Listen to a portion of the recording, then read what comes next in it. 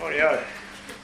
Welcome everyone to this excellent Ruataniwha facility. It's quite nice to have a change of venue for the Waimakariri Water Zone meeting. I think, thank you for facilitating that. It'd be nice to come here more often next year, possibly. So, welcome along, and Mr. Rubin, could you start the meeting, please? Oh, microphone. Whakataka hauki tūru, whakataka hauki te tonga. Kia mā tino kina te ika, kia mā kana tia.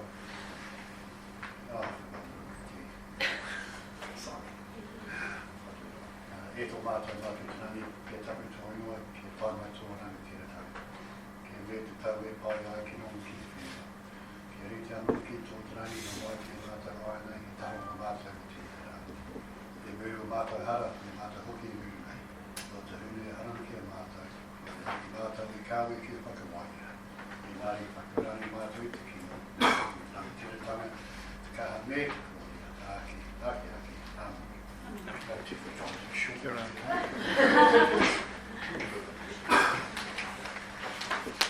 So welcome along everyone again. I'm Michael Blackwell, I'm the current chair and community member for the zone, so I'll pass off to my left here. Murray, if you could introduce yourself and then just do a roll call and introduction. Hello everyone, Murray Griffin, facilitator for this lovely committee.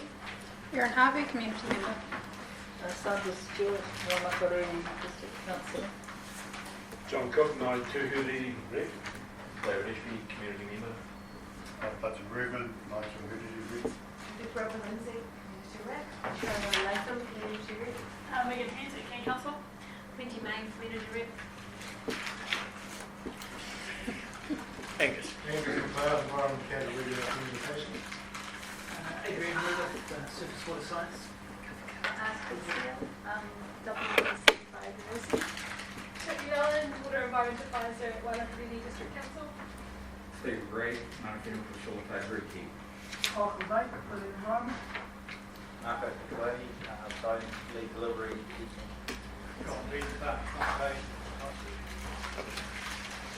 Thank you. Call for apologies, please. Cam. Mr. Cam Henderson. Anybody else? That's probably it, I think. Listen. I have a mover and a seconder for that apology. John, thanks. Erin. Just on a note on that, did I see you got married in between this meeting and the last meeting? Yes, you did. Ooh, sneaky So wee perhaps fella. we should move a motion of congratulations to Cam's. Congratulations, commiserations. We'll move in that direction. Alright, we are recording still to put this on YouTube. Yes. So it's a bit tricky, we haven't got microphones, but please speak as clearly as possible. Alrighty, 1.4, registrations of interest. Is there any change? I'll send it through to confirm, but delete me as to the right trustee. Thank you. Probably delete me as an action for the candidate too, because I'm not anymore. Well, hope you got your name on the list for next time round. Rebuilding that strong team. As much help as it We'll see. Yeah, We'll good see. idea. Thank Folks, you. I'll just note those in real time. Any others there? I could possibly delete myself as treasurer for the North Canterbury Pay Target Association. They don't seem to need me anymore. Run away with the money, all you do. Would you like me to do that? Yeah, I think we're going to bring that one up to date. That's where we're at. Thank you. Alrighty. Anything else there, folks? Item 2, opportunity for the public to speak. Michael.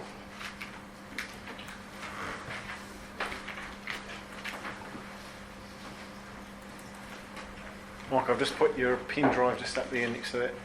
Sorry.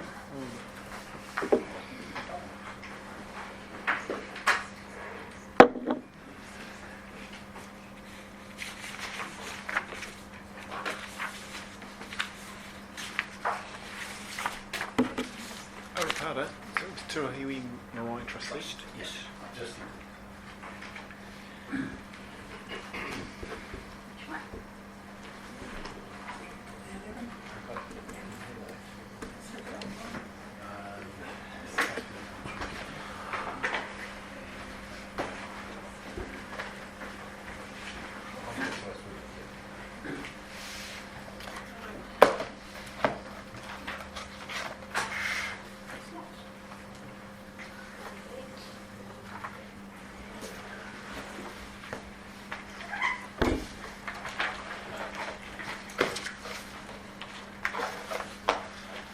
Good afternoon, everybody. Everybody knows me, so I won't say anything. But good news today.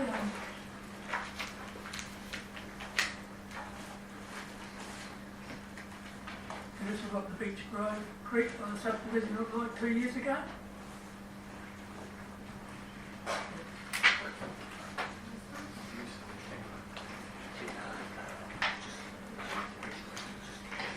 And this was sprayed to death. You can see all the rotten stuff. And the next one's what it looks like today, which is a vast improvement. Whoa. You can't see any water, but it's actually full of water. There's actually quite a few sparrows feeding on the insect life there in the grass. Next one. Michael, sorry, can I just ask, well, so Sophie, is that a change in WDC management there, or? I'm not sure. What might have happened is, usually with subdivisions, the stormwater assets are vested with the council after a certain period of time. It could be that this has become vested with the council, but I'm not sure what that's happened or not. So I can find out. Yeah, there's been a change in management, or whether it's the subdivision, the developer is still maintaining it, but is maintaining it in a different way. That's right. The water's crystal clear. There's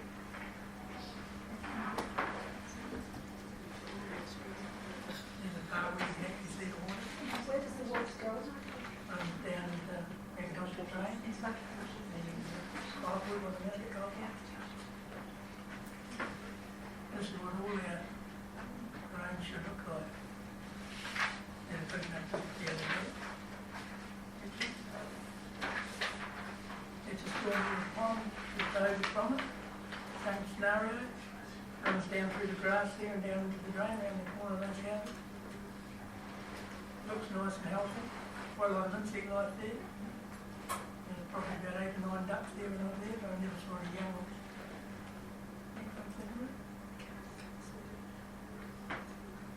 You can see the wheat growth there in the pond. Looks better than the way it was sprayed. Now this is the lower cam that I showed you last month. I showed you upstream further. Right from Marsh Road right down to where it comes into the junction of the south branch of the South Brook. There's not a bit of weed in it. I never saw a fish in it at all, not a bullet, nothing. Has he came looked into that at all in the last month?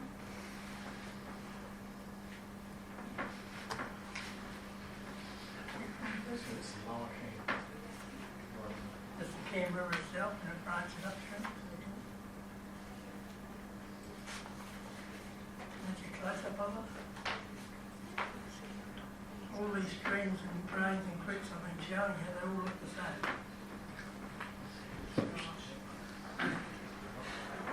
obviously not sprayed them, but gulls and stuff on the beans. Not sprayed on the head. Maybe further up. There's some sort of chemical we put in there, wipe that. Now that's the junction, where it runs into the South Brook. See it's cloudy on the left and the other one's clear. You can see the weed on the right hand side. That's the South Brook, right at the junction. There's a bit of weed in the middle there, not a rock. You can see the weed on it. And the weed.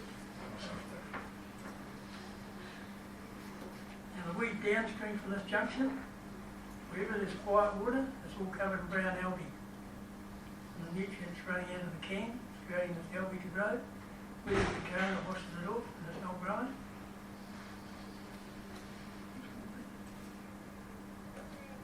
This is another improvement. This is the Styx River 2 years ago. Red Cliff Road Bridge. The next photo tomorrow, this is what it's like today. Notice the whole of that bottom's all sediment. Weed can grow anywhere, as long as it's left alone. There's a bit of fish life there, and nothing what should be there. On the right hand side there you can see a willow tree's been sprayed right at the top.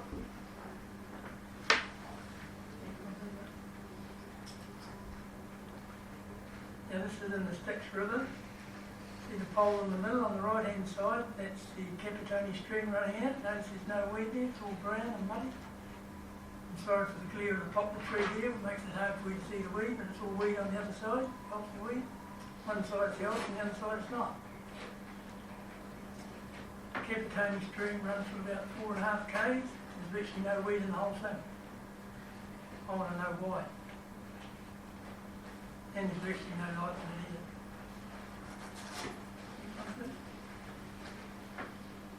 Now, last month they going on about the ocean outfall. Nothing to do with the foam on the beach. That's just absolute rubbish. It's only there on an onshore breeze. This is what it can be like. Whenever there's an onshore breeze, I can take you down there and show you samples of it every single time. Sometimes it's not much, but you can still see it. This is when it's bad. Looks like days before it's cow day in there. Next one, please. Now this is a couple of years old, this photo.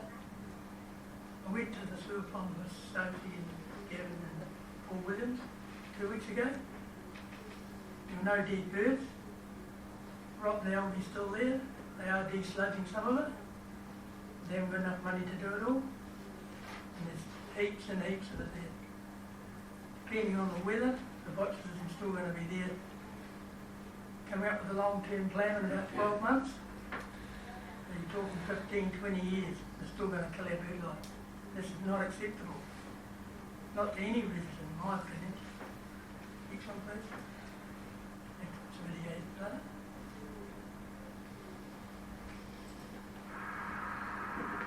And this is how they die. Slow, horrible death.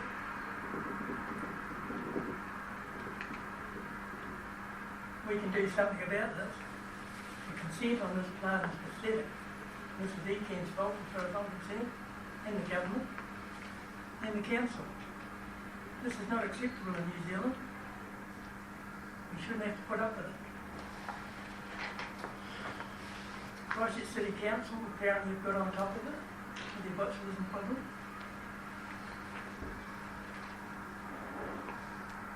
This plant's full of algae.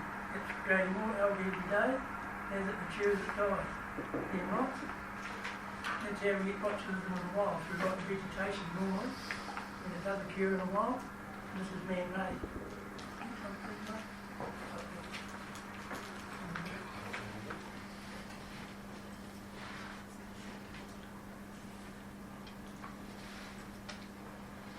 This is what our duck population used to be like in Kaiko. This is not actually in Kaiko, but this is what it used to be like before they were killed.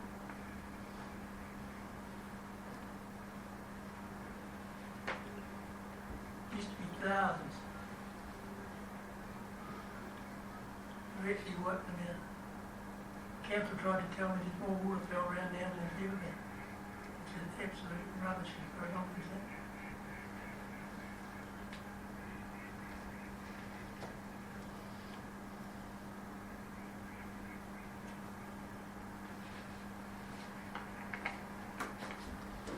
I want the ECAN to do the job, to look after the environment for the citizens of the whole Canterbury, and the whole of New Zealand. Well, where's that? That's down in mid-Canterbury. That's what they used to be like around here. They used to go in the Kaiko domain like this on evening. Except the 700 used to go in there and get the acorns. And you'd be lucky to saw two. You go out at night here and watch, you'd be lucky to see a duck.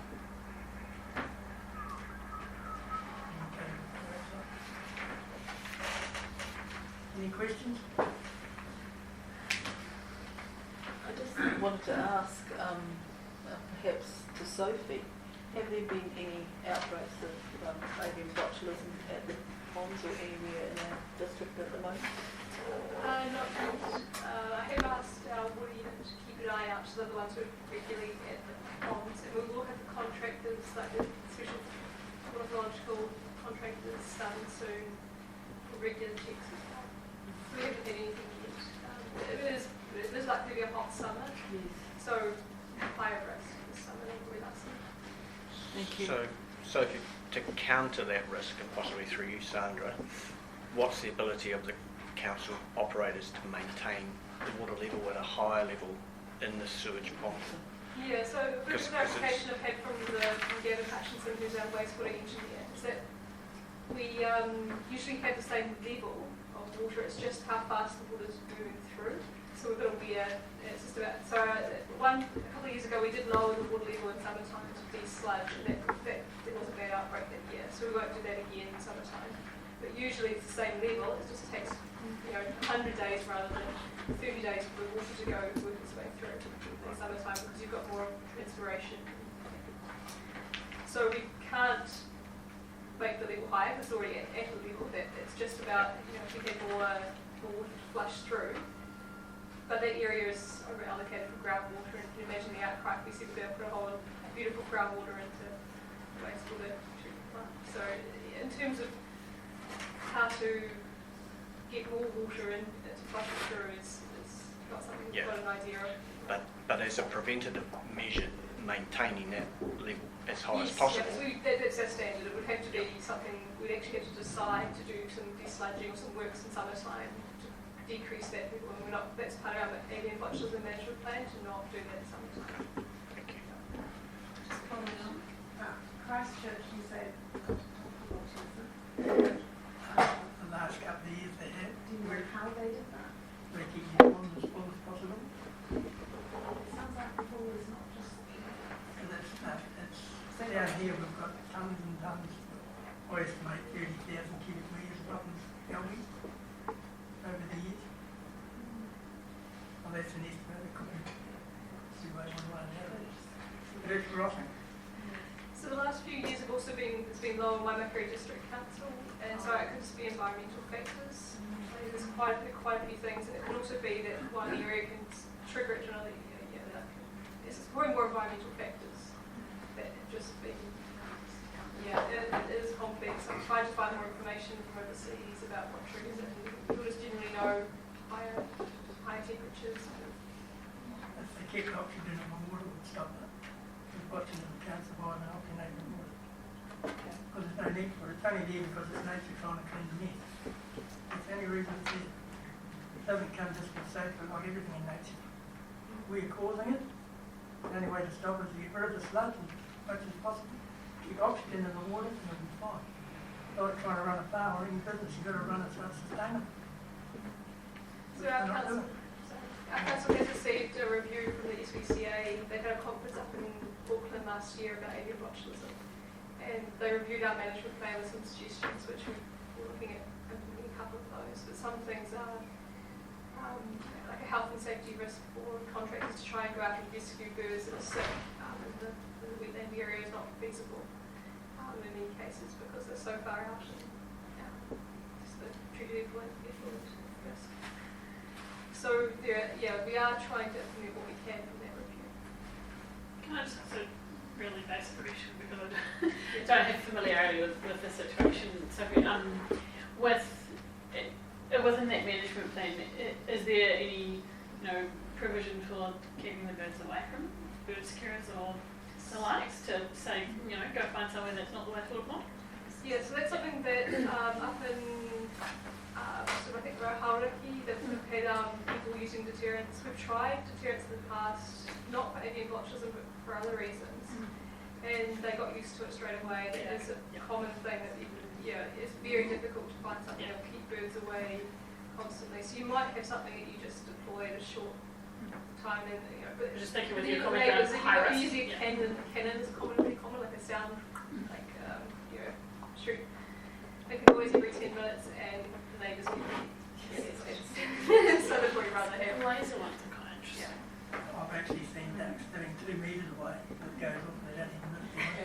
Yes, that was one of the recommendations from the SPCA, but it's something that we probably aren't looking at for this summer. Yeah, that is. Yeah. The only way to get rid of them is actually shoot them with a shotgun. When they know they're getting killed, then they're not stupid.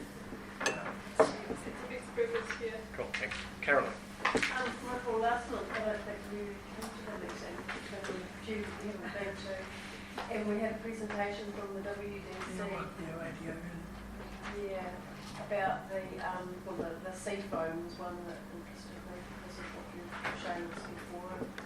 We were assured that that the outfall was operating as it should do, meeting its requirements in terms of, and that the sea foam, I think Adrian might know a bit more about it. Were you talking about that, Adrian? How it was very difficult to collect a sufficient amount of it for testing and getting at the right times and so forth, and that they didn't feel that there were issues of concern around that. Well, the two ocean outfall down in Pegasus Bay, that's almost equivalent to 50% of the nutrients going to the sea. You're trying to tell me it's not cooling it? And it's only coming on the beach when there's an onshore breeze. It points straight to a pipe coming down where it's coming from. Yeah, so I'm Well, not it's coming down the line back and it's coming up on the beach all the time. So I'm not quite sure what our next step would be in that respect, given that we've been given this advice and the council has been given. I could probably back that up. I wasn't at the meeting when the seafoam discussion came up, but Yeah. not that you probably tell, but I surfed every day for maybe my first 20 years of my teenage years. Yeah. And there was seafoam all through those years, and that was obviously 25 years before the sewerage outfall. So Was it this yucky looking stuff Yeah. that Michael's photographed yeah, as it was well? stuff that you had to wash off your gear. Yeah. Yeah. I was involved in surf lifesaving for 15 plus years, and it's always been there, Yeah. unfortunately.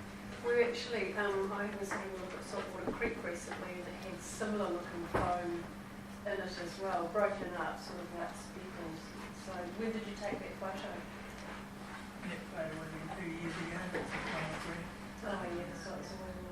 Yeah, but it looked quite similar to that. I went down there 43 times 2 years ago, and I was there 43 times.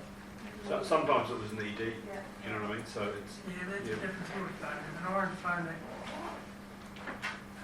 when I was a kid, there was an orange phone, but it's a clean phone. This is not clean.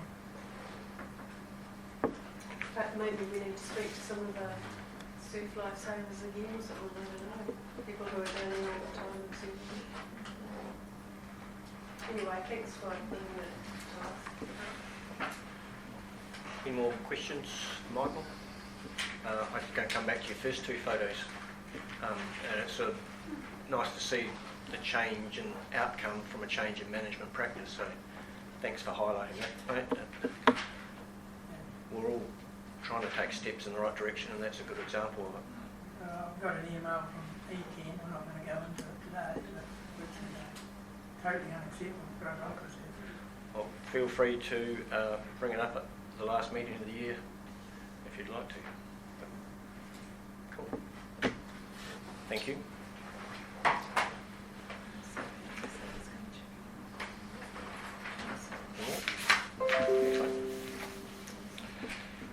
Rightio. Item 3, we have quarterly updates from Sophie and Murray. And Kate, pardon me. Kate's on the side. Kate on the side, Kate on the front.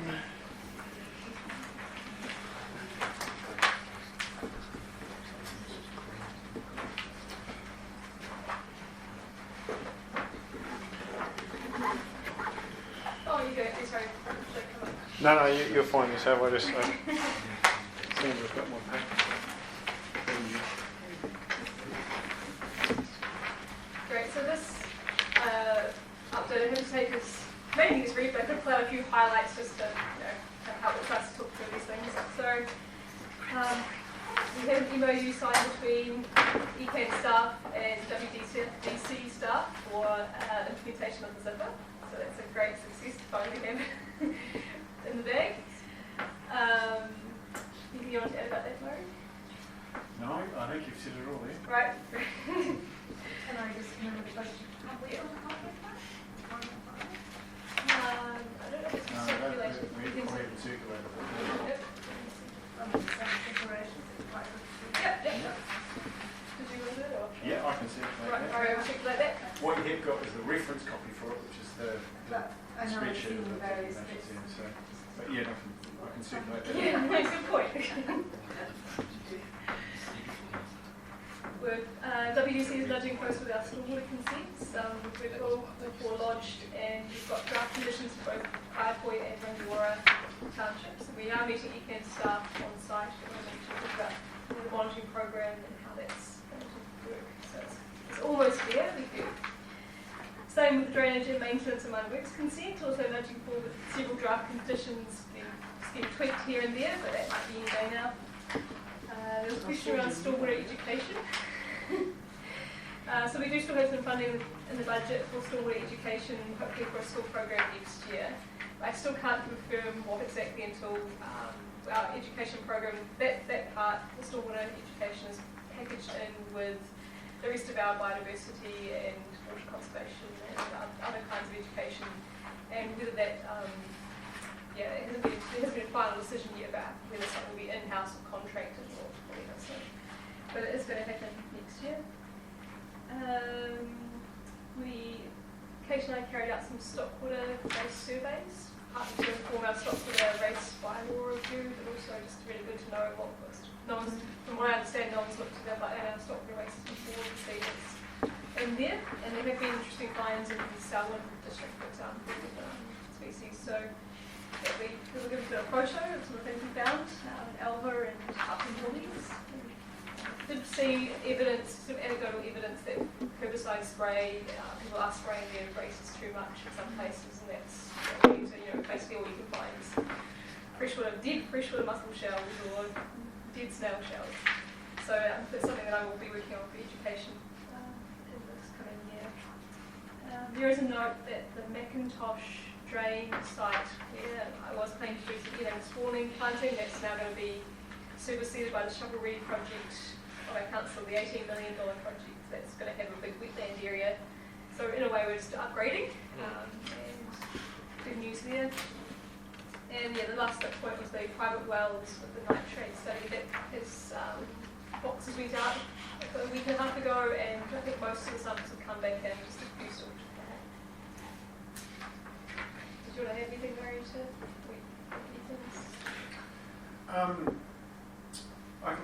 just to touch on some of the key points we've got Adrian and Andrew and Marco here to talk in terms of science and operations issue, but obviously from a science point of view, the Plain Change Sydney hearing remains an overwhelming focus and a priority that will carry through to December and into the new year. As the report highlights, that continues to be a sustained point of focus for the team.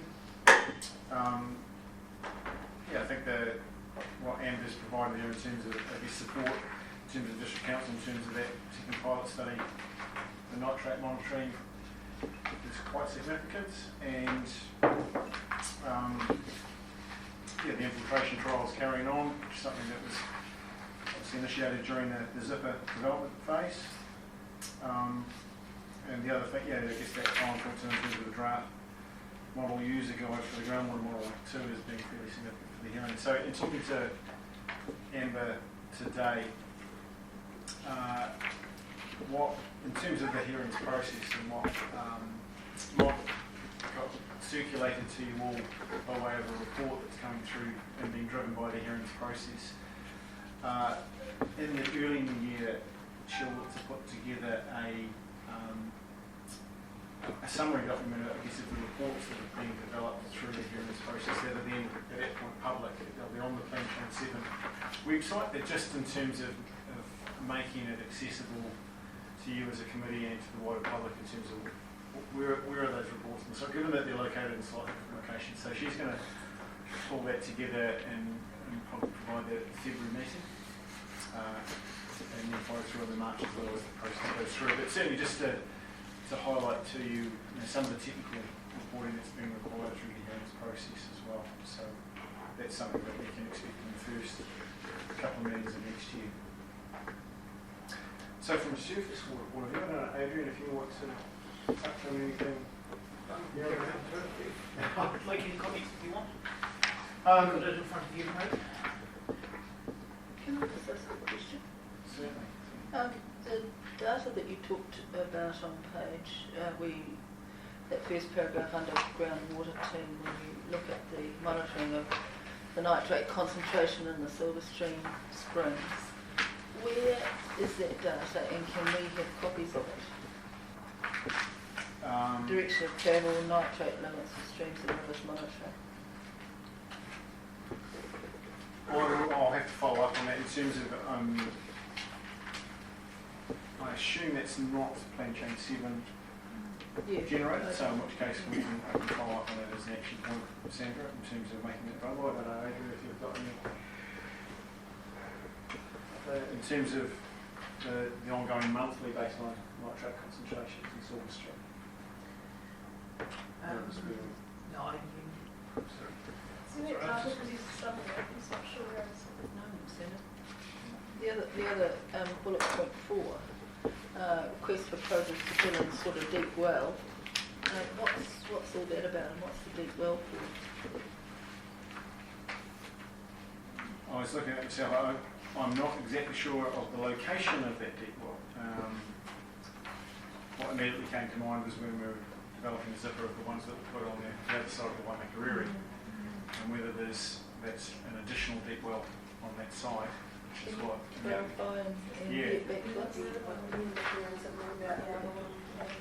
Yeah.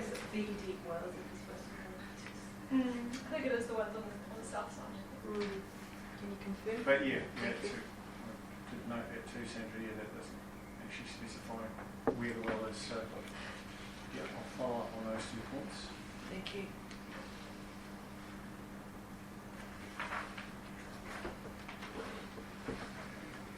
So from a surface water point of view, you've got the salinity logger data in the Kaiko River, just outside this building, and Adrian provided an update on that at the previous meeting. Yep. So similarly, in the earlier, I think it would have been probably August, Kaiko Lakes was another presentation item for the committee as well, is that Sophie and Adrian provided, looking at the management of those lakes and the particular nature, I guess, is I've come to call fake lakes, but artificial lakes that the technical term. So yeah, I guess you've had some background to that, and similarly Pegasus, Adrian's been attending some of this discussions around the lake with the new owners, who I can imagine are interested to see what level of responsibility they have. So I don't know if there's anything that Jared wants to add to that, other than the sort of ongoing discussions around the lake. think there's ongoing discussions, and I think they're also submitting to the Plan Change 7 hearings on Pegasus as well, which I think the Templeton Group are concentrating on at the moment. Yeah, and I suppose just to add, Templeton Group have committed to using their consultants to look at options. So there is some technical work underway, including costing of what trial solutions might look like. So we've had good positive conversations with Templeton Group, and they actually extended our technical meeting, an invitation to the residents group who attended, which I thought was great from a transparency point of view. So we've got some positive signs.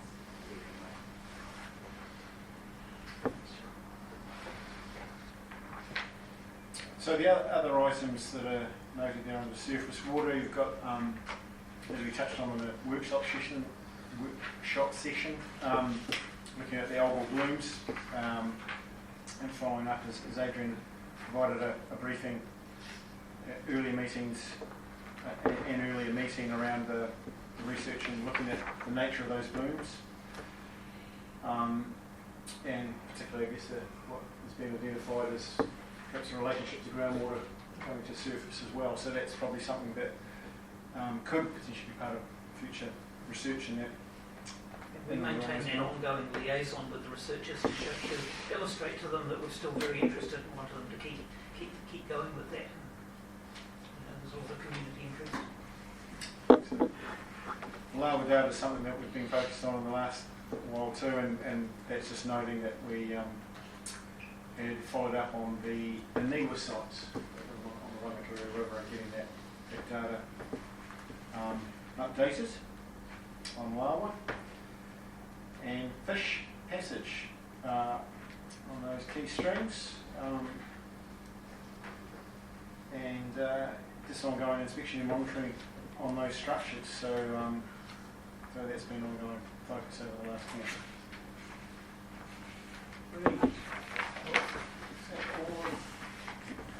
Got more on the next page. So yeah, the nitrate loader is something that Adrian will speak to at this meeting.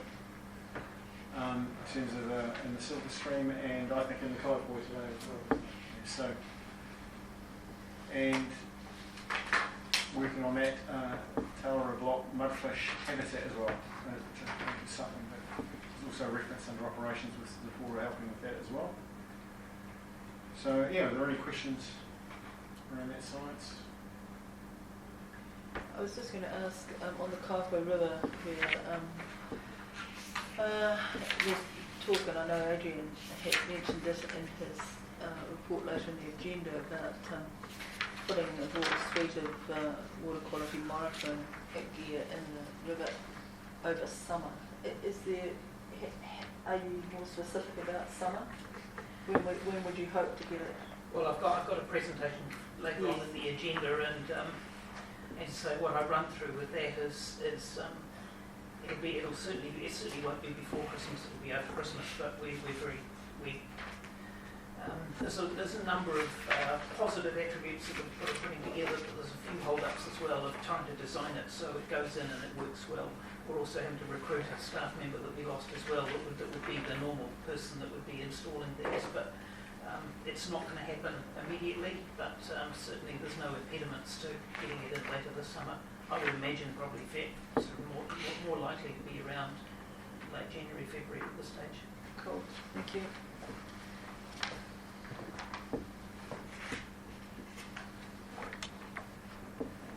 The environment. You didn't lose your lawyer staff in the out there. Okay, operations. I don't know if Andrew or Marco want to speak to this, or maybe just walk through this. Yeah.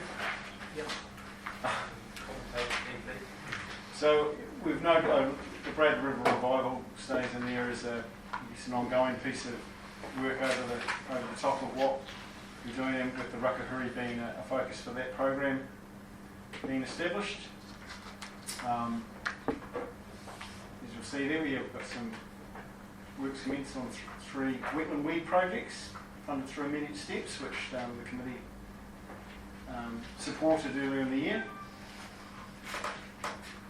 As I noted before, I think that the mudfish area that is being worked on with WDC, DOC and Working Waters Trust is a collaborative effort that's going on to protect that area. And as we've touched on earlier in the year too, the new floodgate at Taranaki Stream. So I guess that's another significant achievement in terms of that lower catchment. So these next items. Just on that. Yep, sorry. Just on that, can someone clarify what apparently has happened because the floodgate is thin? The Inanga spawning area is now high and dry. So what are the ongoing remedial work, or what is going to happen to that? Because repairing that floodgate has stopped the water coming up where it flooded, and now the Inanga spawning site is no longer. So what is happening about fish passage and in the light of the NPS, which takes precedence here, the health of that waterway and the fish life, or the reduction of flooding and enabling farming up there. Questions? I'm not the right person to answer it. And has the habitat actually gone, or has it just moved somewhere else? I think there's a complicated situation going on there, and it'll be really interesting to follow it over the next year or two, because it's been a very, very dry year. So we're trying to disentangle whether that low water levels above the floodgates and in the Waikuku sort of area is a result of more efficient of the efficient sealing of the floodgate, or whether it's sort of regionally low groundwater levels, given the very dry year we've had. And it's really hard to disentangle those two until we've seen how things behave further over time. Certainly there was a lot of concern with us putting a window in that floodgate to allow fish in, that it would allow too much water in and flood that area. Now we've been undertaking a trial recently of keeping that window closed to begin with, to establish a sort of baseline sort of process. When we open that window, we'll see what the difference is. I suspect it'll make very little difference in terms of net water flow, in terms of water levels up through there. And it's a very difficult conversation to have, because we weren't expecting it to be so dry as it is. And certainly talking to Fred Brooks, the river engineer, I think he was surprised that there's been such an effect there, and we're both talking that it's probably more likely to be a climate effect we're seeing rather than a floodgate effect. But there's also in terms of those areas, if that's going to be a permanent change in water level, the inanga moving up would find a new spawning area further up, probably anyway. So when are you opening the floodgate? When are you opening the fish passage Window. Yeah. Window. That's a conversation I've got to have with Fred Brooks and Co. So we haven't really looked at the water level data, the recorder that was up at the road there. But we'll certainly come back to the next meeting and give you a clearer strategy on what that is. Okay, thank you.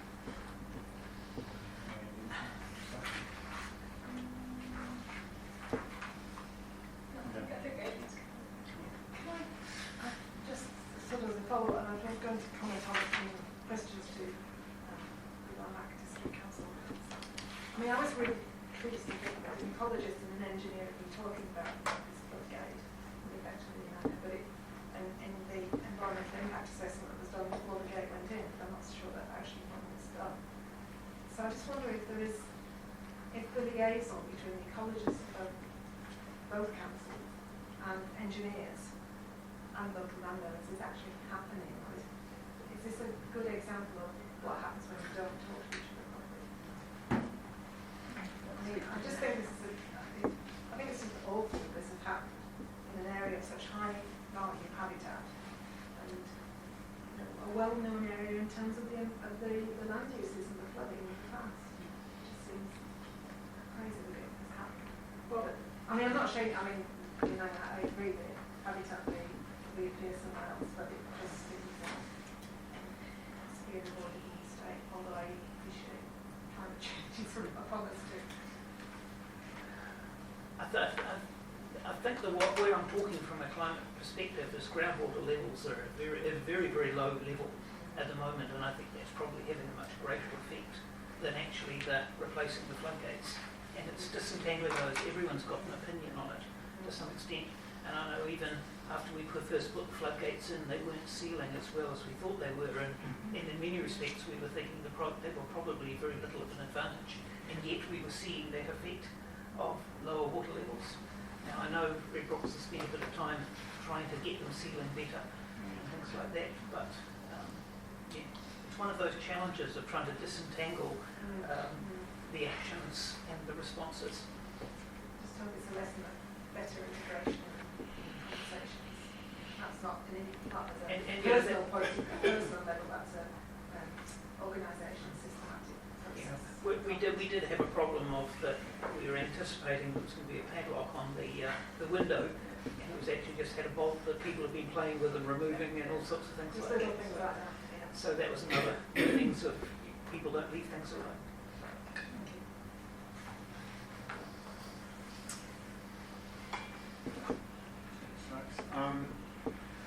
The next couple of items relate to some of the work that Anna Felton's been doing. So just with regard to the farming land use consents and working with those farmers, 70 outside of the Will Command area and 50 other independent farms as well,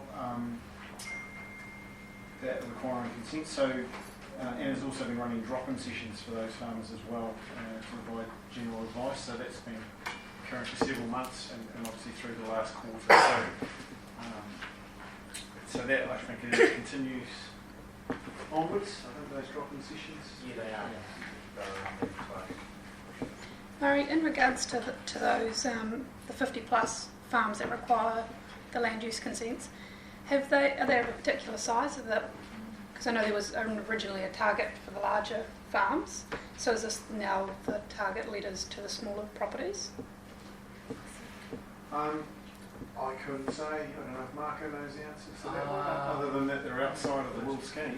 Yeah, I think they're still working. From what I understand, it's the next lot down. Okay. Yeah. Yeah, the next bullet item is just around the work that Makaruni has been leading around Kaiko and some of the sessions that we held. I think one or two of the committee had an opportunity to catch up with Makaruni and have a look at some of the work he's doing with farmers. He's also done a session with the Primary Industry Network Group and taken 20 odd plus industry people out for a session, which I think was really well received. I certainly remember attending an earlier meeting where there was real demand to get an opportunity to have some time with Makaruni and work through that. I've included to that end the flyer and the agenda pages. I just thought it, particularly having had the opportunity to go and have a bit of a session with Makaruni, I thought it was useful just to include the flyer just so you could have a look at that and just to promote it more widely as well. And that engagement's including the Next Generation Farming Group, and as is noted there, actually Riverflow, the Lifestyle Block group as well. So I guess it's just that ongoing outreach and extension around Mahinga Kai that's going on. So. There's actually some additional resources that Danny has developed as well, which look to be really useful too. Right, yeah. I just included that flyer to start with, but yeah, you know, there's more. Yeah, Yep. which is great. No, so it was quite a useful morning, wasn't it? We had one in Hoka. He's a very valued member of your team. So on the downside, which is somewhat ironic, he was probably a wee bit quieter than what he normally was because he'd just come out of hospital having suffered kidney infection from gathering kai that was from a polluted waterway. So this is a good illustration of the amount of work we've got to do. Indeed. But he touched on one point which I thought was very valid, and that's just the incremental attitude change he's starting to see as he makes his presentations. Initially there was a real standoff to this whole concept, but gradually it's getting traction and understanding, and more people in the community are starting to come on board, and I think that's something we've just got to keep fostering. Indeed, Mike, I certainly know when Makaruni started in the role of Kaiko, just that it's not easy for him to start a new role like that, and it's pretty, he could need some support, I think, just to keep him going, but I think, he's starting to get a better reception from some farmers as well. So it's great, I think, and I think developing resources that help people understand and those sessions make a difference. So I think I'm sure it helps too that develops yourselves going out and getting some exposure is a good thing as well, just in terms of action. building awareness. Following from that too, the winter grazing campaign is underway, as Emma's noted there, and that's jointly hosted by those industry partners, which again is another quite important piece of work. There's future sessions coming up for that as well, so that's part of the strategy going into 2021. And the session that was held in this quarter had over 20 attendees.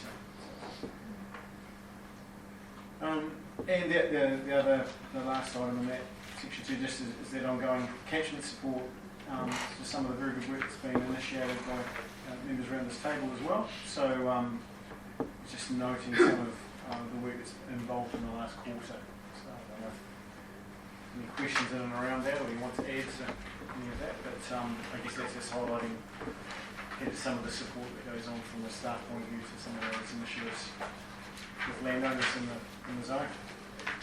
I just wondered what are you guys up to in the work with Little Ashley, just to make sure we don't cross over with anything?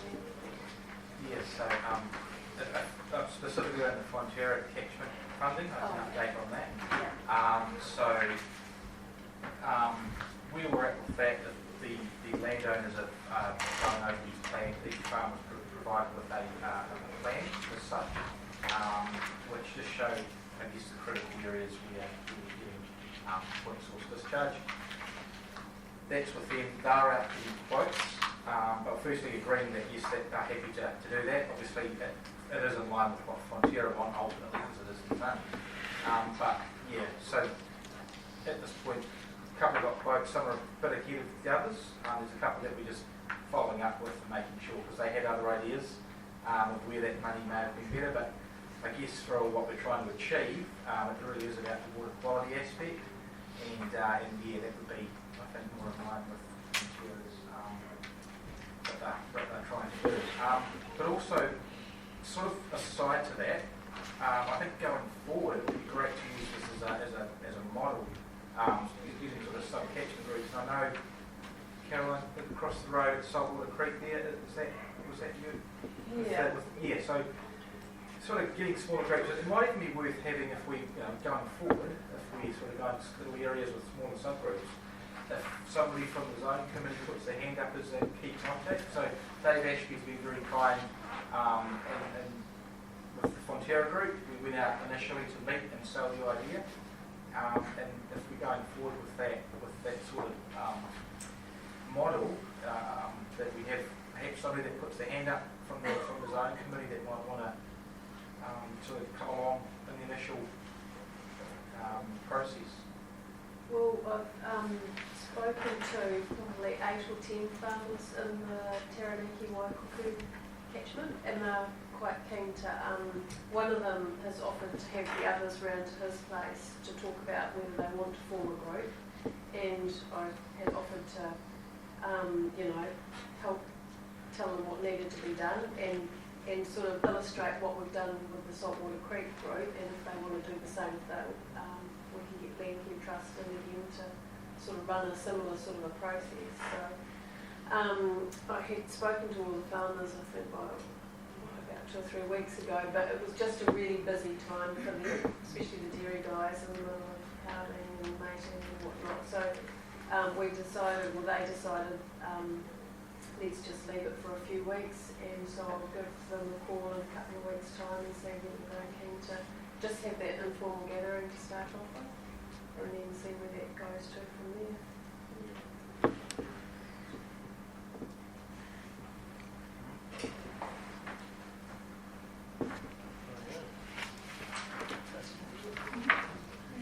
Excellent. I'd just actually congratulate Waimakariri District Council for picking up the recommendations and implementing so many of the actions so well. So put together it would be a great synergistic effect for me and the council, and with Sandra too, so that they Sandra. Thank you. I was just going to ask everybody, I mean, this is the first time we've had this quarterly report in this format, and whether people had any suggestions about whether, this is the way you'd like to see it going forward. I mean, to me, it's been the best so far in that it's got quite a bit of detail with bullet points about what's happening in various areas and by various councils. So I just wanted to ask whether more of this or any suggestions about how, is this the right level of information? I'd like a bit more information, actually, as I said. But what's the view from the rest of you about this style of reporting every quarter? Yeah, it was good. Not too much, but enough.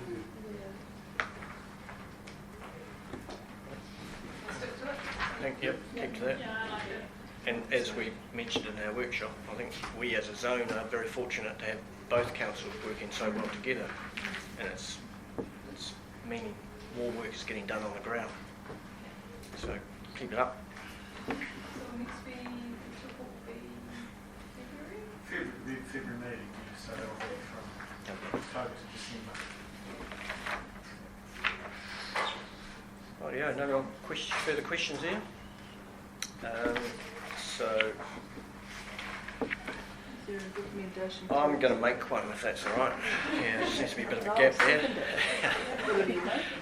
So I recommend that we as a zone committee receive that quarterly update from the combined councils. Can I have a mover and a seconder, please? Yep. Seconder. Do we have any discussion to follow from that?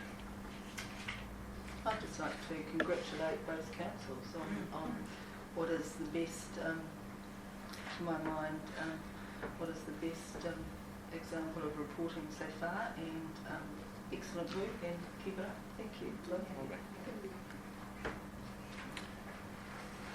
All those in favour? Against? Carried. Thank you.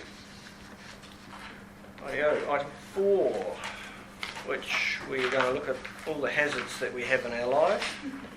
Don, what do you need? I need, here we go. Yep. So for those of you who don't know, Don is the Senior Engineer Advisor for WDC, a man of many hats. I think it's the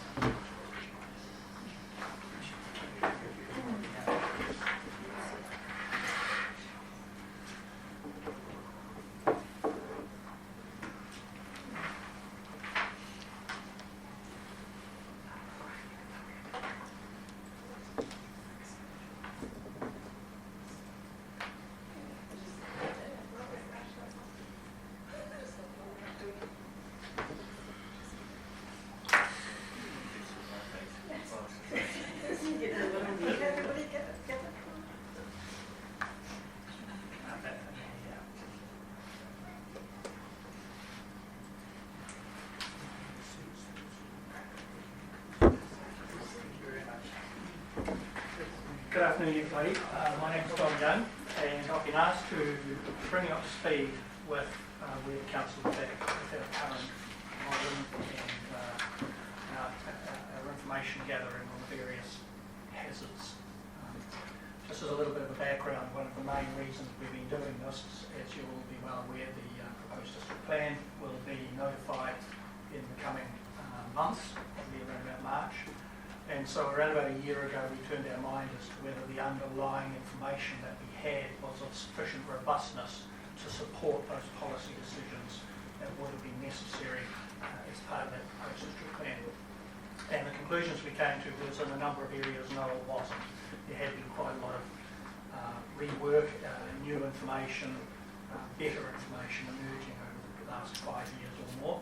And so with that in mind, we've undertaken 2 or 3 reasonably significant undertakings in order to better model and therefore predict some of these hazards that we're faced with. So this particular presentation is not around the policy response at this stage. That will be part and parcel of the action district plan and the consultation that will take place on that. All I'm really going to talk about today is the actual modelling of the hazards, so in other words, the scientific data for want of a better word. Now what I thought it would be best doing today is just showing you firstly where you can find this information, and then just a little bit walking you through what it is that you will see. So hopefully we will get to that.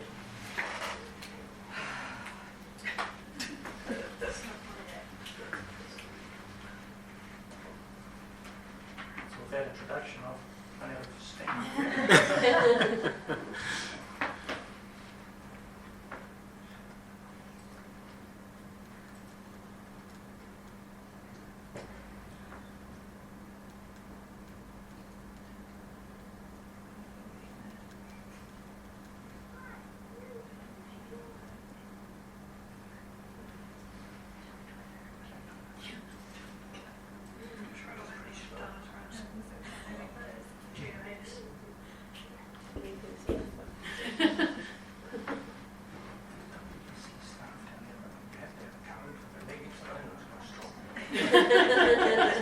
I'm just saying, I don't know if it's got enough data to run GIS on it.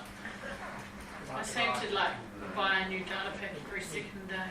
You do have a WC staff there, but you need a number to charge into it. So I can just give a little bit of an update while we're waiting. The main areas that we have been modelling relate to flooding. The coastal and the flooding has 3 elements to it, which we have modelled all 3 elements and then prepared hazard maps which take the worst of those instances. So they don't add the instances together, they take an either or approach to prepare a map which shows the extent of where flooding may occur if one of these things happen. And the 3 things in particular that we're modelling, the one we're calling localized flooding, which I think is fairly obvious. It's rainfall landing on the land and running off the land, and in particular rainfall events.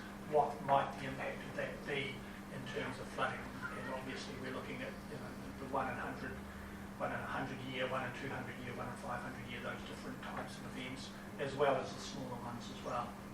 The second of those issues that we'll be looking at is actually breakout, and so we've again been working very closely with ECAN to understand where those breakouts might occur and what size they may be and what frequency that might occur, and then including that in our model with some degree of underlying wet land, so to speak, outside the boundary. Previously, when this was done 10 years or so ago, it was assuming dry land outside when this breach occurred, which was an easier way to model, of course, but not as accurate in terms of the actual effect.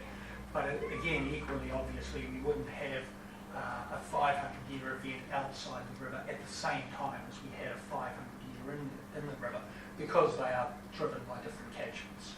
So the actually is driven by more up-the-country catchments, but it is reasonable to expect that there would still be a significant rainfall occurring on the plains down here when we actually broke out. The third one is a little bit more difficult to explain. What we did is we called it coastal inundation, and effectively what it does is it looks at about 10 different scenarios where we're considering a very high storm event with a medium-sized river event, or vice versa. And it also includes things like sea level rise, as well as increasing the associated increasing groundwater and those sorts of things. So as a result of all of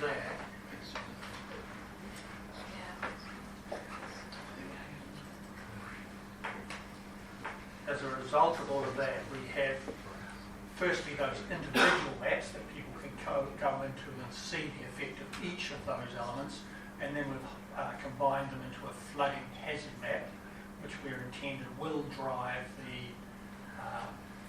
the policy response in terms of the district plan. And when we do get on here, I'll be able to show you both of those. Other matters that we've considered were fault rupture, for instance, which of course is, again, as you'll know, is different from shaking. Shaking, it may occur throughout our district and is a factor that is really covered by the Building Act. So the Building Act will determine how strong you need to build your building anywhere within Zone A or Zone B around New Zealand, whatever the zone may be that at a national level has been agreed.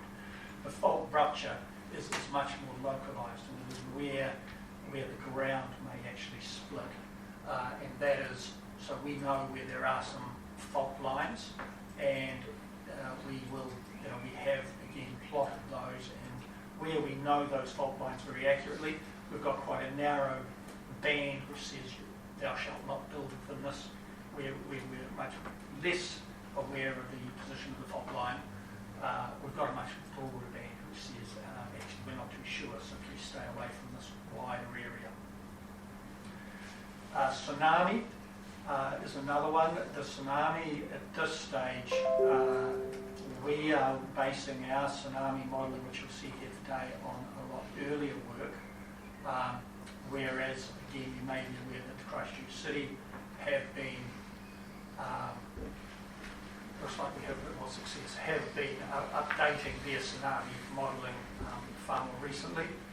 Now that information has just recently emerged for Waimakariri as well, but it hasn't yet made its way into the plans that we can see, that we'll be able to see shortly in front of us. I have some.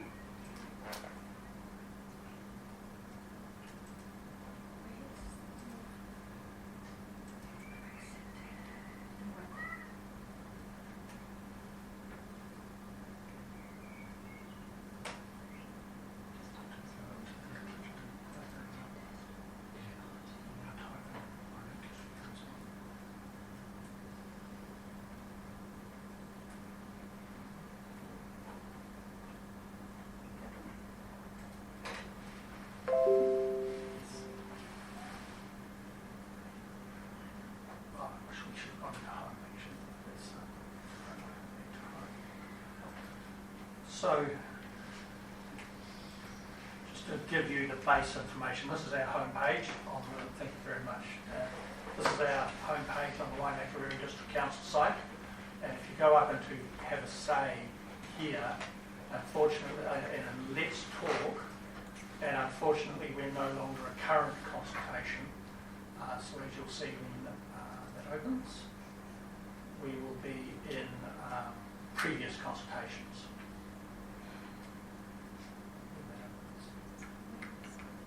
Would be closed. Still thinking?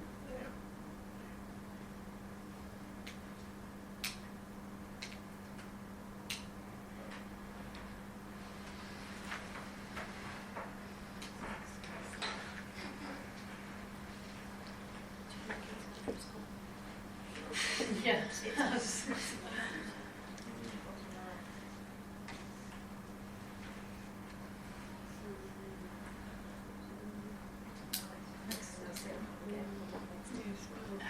While we're still waiting there, so the tsunami has not yet been updated in terms of our hazard mapping, but it will be done as we move our way through this process. So you can see here we've got our live consultation processes open here, and if you go down to the closed consultation, you'll see the natural hazards model and map update, which again, if you double click on that, and then down here we've got updated maps and models that are available to be viewed here.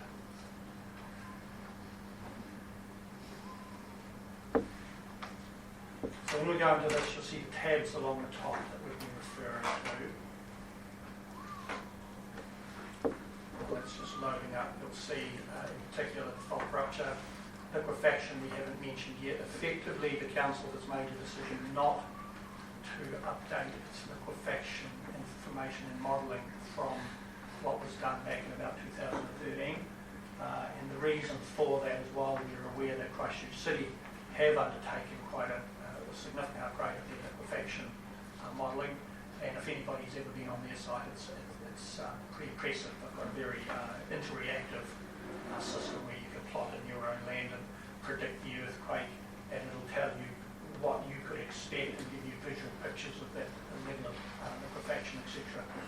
Our council made a decision that we do not have really a significant amount of raw data that would better inform that liquefaction decision that we had in 2013. There hasn't been as much additional ground investigation as there has been in Christchurch City, and so therefore we were of the view that we could end up spending $100,000 and not really improve the underlying basis of our modelling very much at all. In addition to that, the liquefaction is really, what I can show you here, it's effectively only two areas in the district, and it's not really hard and fast rules that will apply in those two areas, and so the location of that line is less critical for developers or landowners than it otherwise would have been if it had been, thou shalt not build here and you can build there. It is much more along the lines of liquefaction is possible on this side of the line, and therefore you need to do some further work to satisfy us, and whereas liquefaction is unlikely on this side of the line. And the third point that the council took into account is we didn't believe this was likely to be an area that would receive a significant challenge from any of those who wish to submit on the district plan. It's not a highly contentious point as to where that line would be, and so therefore, with all of those things summed up, we felt we'll just stay with the 2013 plan and go forward with our policy response in that manner.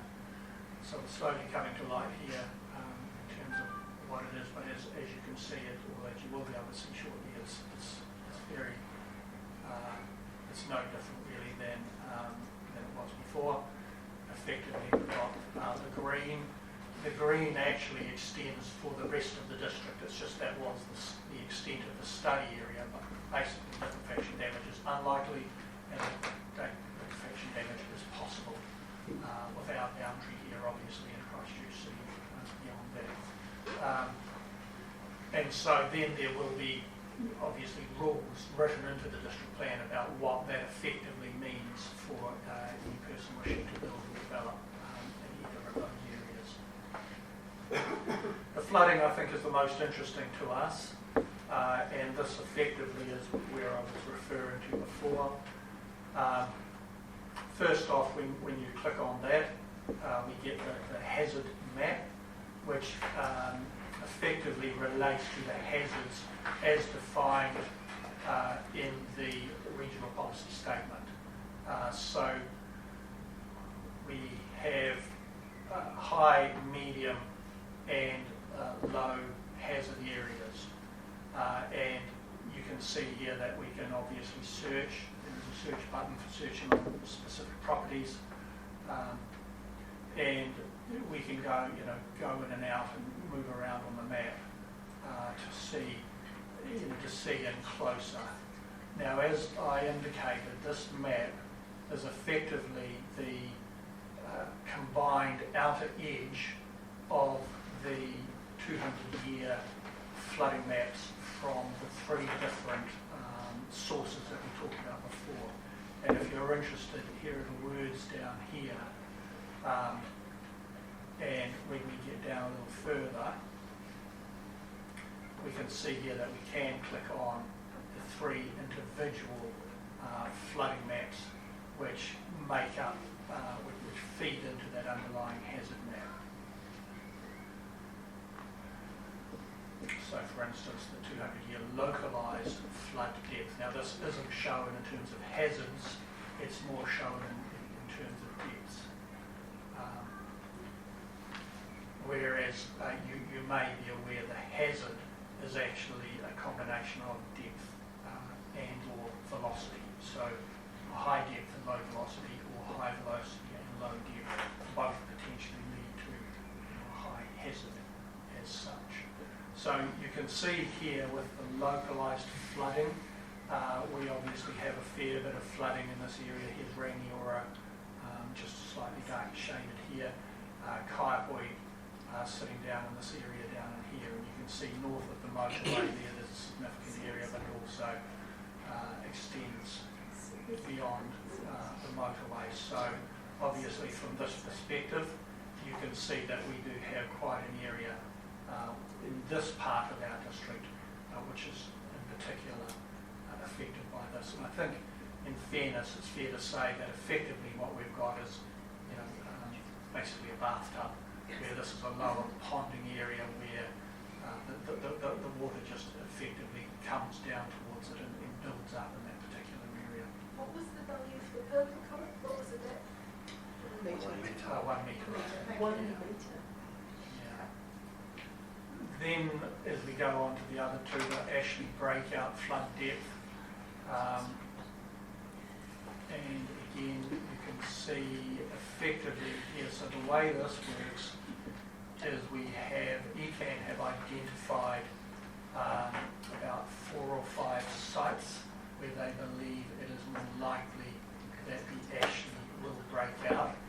Now, of course, the Ashley may break out anywhere along its length, but based on their probabilistic scenarios, they've identified, and this one here is one of those because it is opposite the river coming in. Thank you. The river coming in from the north, which places additional stress here. And I'd add there's a couple of not so much complications, but things to be aware of. We're on the high. John, you're on the water. I'm building 2 metres above. John's going to pump house. So these potential breakouts again, and I'm probably preaching to the converted with some of these, but just to remind us, stop banks or rivers can fail for a couple of reasons, 2 main reasons. One is that the stop banks overtop, and that is a capacity type issue. And the other is that even less than that specific capacity that you may design for, they may fail due to scour. And that's usually as the flows are actually going down after an event when they're already saturated and there's quite a bit of turmoil happening. And so these probabilities which have come out from ECAN take into account both potential factors in terms of the modelling. So they're all natural waterways, is it? Originally, Correct. yeah. Which is where your Flaxton Swamp and that comes from. Yes, exactly. And sorry, just a segue, Don, that is showing the recharge area for the spring heads for the top end of the camp as well. Correct. Yes. So that water's still effectively flowing, it's just underground. So a couple of other points to note about this. Firstly, previously there was quite a significant additional breakout coming from here, down through this area here. You'll be well aware again the secondary stop banks in place through that area there. And it was really very, very pleasing to see from our own modelling that actually indicated that is sending the flow back into the river, which is good to have that added certainty behind that. The other thing I'll note is while you may again expect that this model of flood breakout was mainly going to be in the Ashley area, again it's in this coastal area here where effectively the old estuary came all the way up through here. That is where the modelling shows significant flooding from an Ashley breakout. And again, poor old Kaiko gets the worst end of the stick here again as well.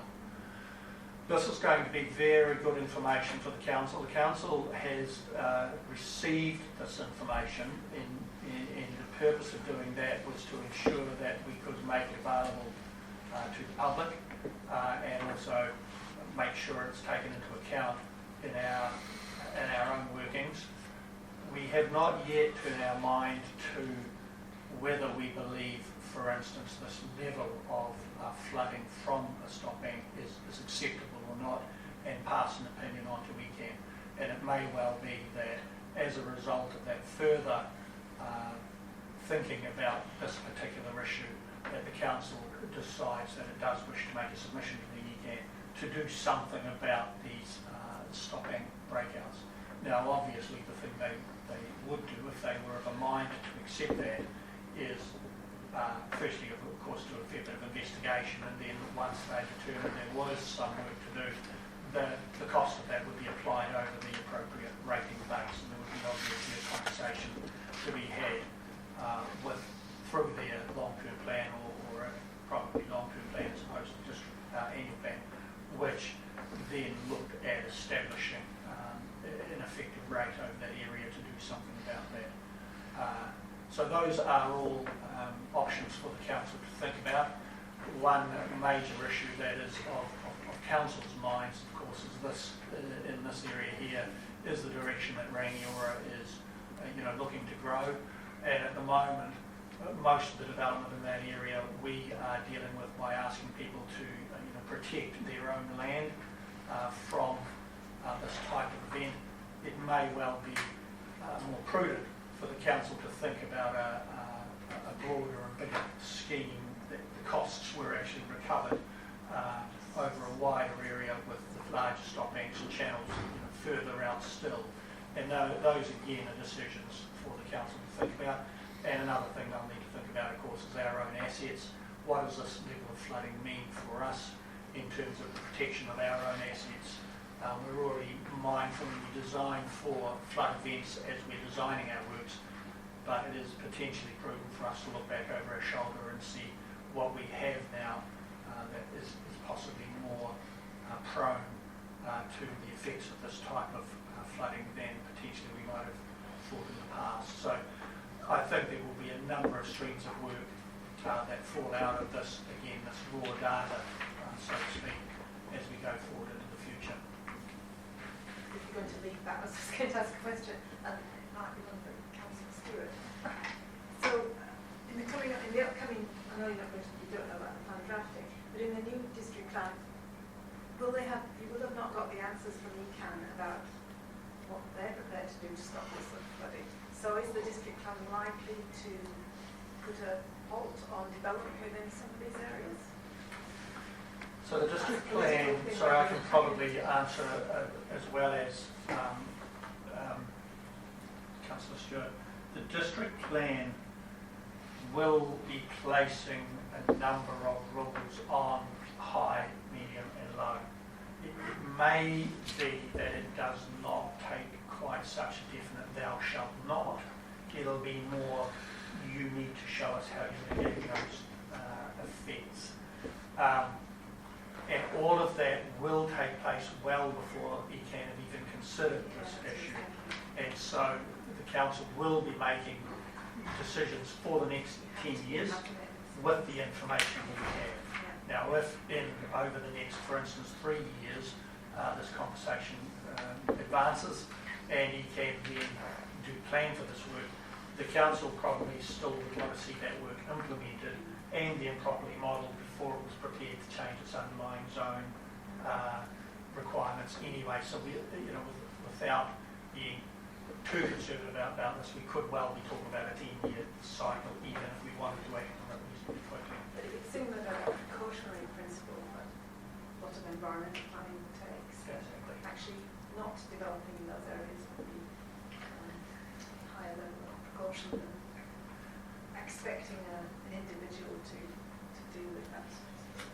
That's correct, and there are, and I'm not going to speak to those policy responses because there are quite different approaches. For instance, what the policy people are doing is thinking about the sensitivity of the activity to this flooding. So it's not just the hazard, but the sensitivity of the activity. So, for instance, if you were going to build a garden shed, it may well be that it was acceptable, and what, as well as a garden shed, what else might be in that category? So there's lots of thinking about that level of sensitivity.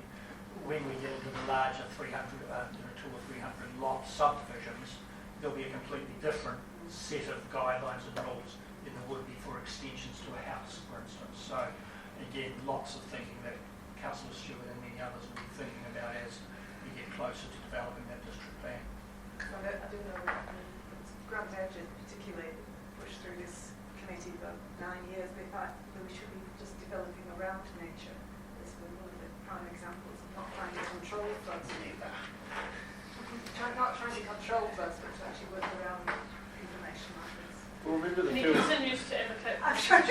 Yes, at of the council course. table. Of course, you've got to remember it, that's right. Remember the field trip we did, and the farmer spoke about the Ashley breakout that would have gone through the back of Woody End, and he was concerned about the raising of that subdivision, where the path of the water would go in the future. So obviously you can get your own land to protect your own space. What do you do to your neighbours? Well, Silver Stream's a classic example of that, isn't it? It's going to tip all the water into those other low-lying areas. Because that was the previous breakout, wasn't it? The one went through there. Then you got landowners that are showing in, you know, hold on riverbeds on their property that are causing flooding further up. That's what. Yes, these are all challenges that you'll be well aware the council deals with regularly in terms of how do we mitigate that. I can say that for resource consent applications, effect on neighbours is a critical issue that is thought about. It's certainly not silent. There's quite a lot of work that goes into that, and whether the planners and the modellers and the engineers all get it right, everybody's got their own view of it. That's certainly a key matter that is considered at the time that those developments are approved. This is the last one, flooding, that I just mentioned. Again, you can see here, again, it's largely, obviously, the coastal area that is affected by this one. This is the coastal flood depth. And that, as I say, is the outer line of effectively 10 different scenarios that we have modelled, which do match what Christchurch City has done as well. So there's a very good alignment between the two councils on that. So you might want to point out that blue line along Lineside Road, that Lineside Road wetland area. That's an area that's of interest to this committee. So that's the Bramley's Lineside Road wetland area that is, under this modelling, will have standing groundwater. I think Don called it a bathtub, didn't he? So this is the aerial wetlanding. Yeah. This is the aerial wetland. So very low. I was just saying to So Wendy earlier, isn't contentious it at the funny moment. how when you do flood risk maps that wetlands end up wet? Historical wetlands end up wet. Just quickly on a couple of other matters, I'm aware that you've got a busy agenda, so I won't hold you up. This coastal erosion is the one good news story we have in all of this. Effectively, what we are saying is we have a lovely big source of material just to the south of us, which pours thousands of cubic metres of material into the sea every year, called the Waimakariri River, and that all drifts north, and effectively the modelling is clearly showing that the resupply of material outstrips the sea level rise.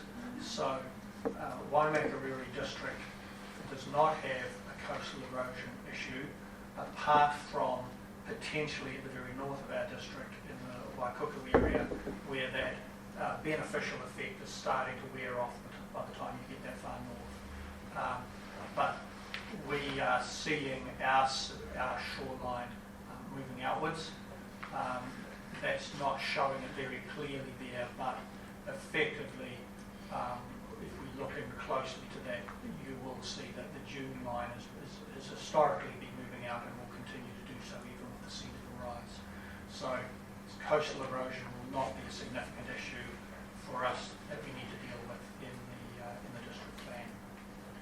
And just quickly, while I mentioned that we didn't see it, the fault rupture plan, if I just quickly show you these have been updated from ECAN and the university and others who have been working on this information over time.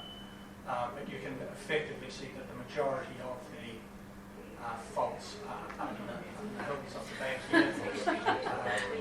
What about the ones at the sea that were discovered after Right over here.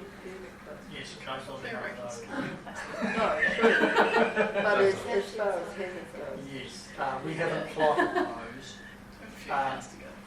But you can see the one area that a closer study actually has been done, this was done some time ago, is the Ashley area, and as you can see we have very closely marked lines there because we do have a lot better information about the location of those faults whereas once we get up into these areas, we think it's somewhere in there, so please stay well away. This is really what you can read in a big wide swathe there. And unless there was a real need, I don't know if the council will be putting much effort into trying to better define those, but it may be something that an individual developer who wish to develop in that area may well go through that process for his localised area, but otherwise, It's my place. generally. Under the yellow. So that's probably, without spending the whole agenda on it, Mr Chair, that's... Thank you. Thank you. Always a bit of interest there, Don. Questions from the floor, please. Was the presentation so thorough we don't have any? Very informative, thank you. I have questions, and I'll just Sandra about that. We'll hold that one. Don, one quick technical question. I assume that sort of story map with all that content stays available to everybody to go and access? It's a very good question. I clicked on my usual spot of live consultation and you find it wasn't there, and it got me thinking, well, I wonder how long it will stay in this site. Right. So I will go back to the council website owners and make sure that even if it disappears from our consultation sites, it is still available and it is easily findable in an obvious site. Because it is such a great resource, aren't they? Once you have them developed it.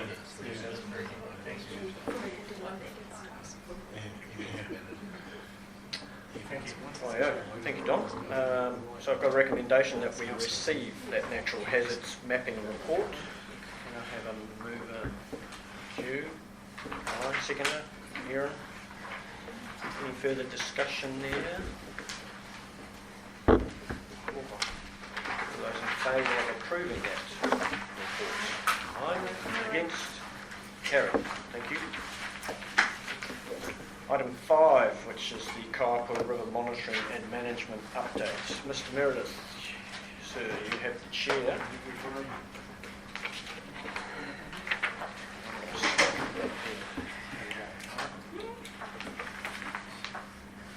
Okay, well, you have afternoon, you have a paper in Agenda 5 there that probably in a text sense basically summarises this sort of logic as I see it in sort of putting together how you go about monitoring the Kaiko River, in that it's a large tidal water body, it receives a lot of complaints and therefore it's generally a poor water quality as an issue, but it's a very complex flow dynamic area and therefore we really have to treat it more like a lake or an estuary in a monitoring sense. And so therefore to disentangle the sort of various influences of varying flow contributions, we have to go into the sort of 15-minute continuous monitoring type approach that we often do in lakes.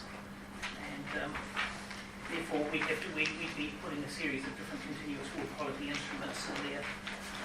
It's an area we've been moving into from a lake perspective a lot, but haven't really done in rivers to date, although we are starting to get into it from Hapua and river mouth approach as well, which is another sort of area of interest.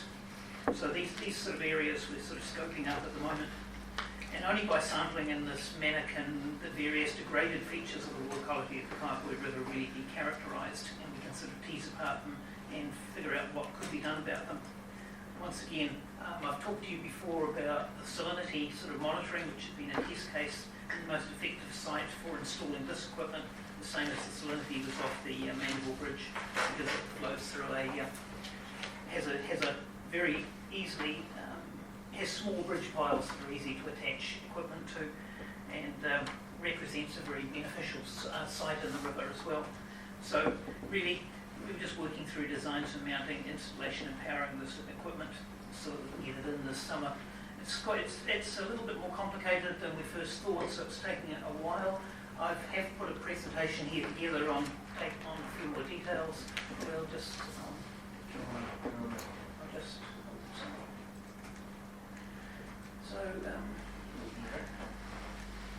So really what I was going to cover with this is why the Kaiko river quality is not routinely monitored. What some of the new drivers are that this is why we would have needed to get into this if we weren't taking the initiative anyway. Some learnings to date, current proposals, and in many respects the answer which Councillor Stewart was asking me earlier of when is this going to be in, and I was going to finish with some quick challenges of how we measure flow is a related issue here. So previous legislation, the interpretation of previous legislation was that many controls are not operative in tidal waterways because they're really too dynamic, too complicated, so we really don't have a history of monitoring in those waterways because we can get away with not doing so. So there's very little randomised grab sampling occurs in these tidal waterways, or if it does, the interpretation is really difficult, so therefore it's absent from tools like the LAWA website and things like that. So in these environments, we either need to do stratified sampling at either only going there at low tide or only going there at high tide, which is really difficult for our field staff who are having to sort of then tie everything else around that, or the continuous monitoring I've illustrated here. So such monitoring in tidal waterways is rare, although these are highly valued in environments like Kaiko River Town, which is why we're talking about it today. New drivers, you can have a presentation shortly on the NPS National Policy Statement for Freshwater Management. Rather than take away from that, I'll just put a few points here. The NPSFM gives stronger drive to addressing these challenges in an area like the Kaiko River, not just the concept of Te Mana o Te Wai, but Policy 3 is saying the freshwater needs to be managed in an integrated manner.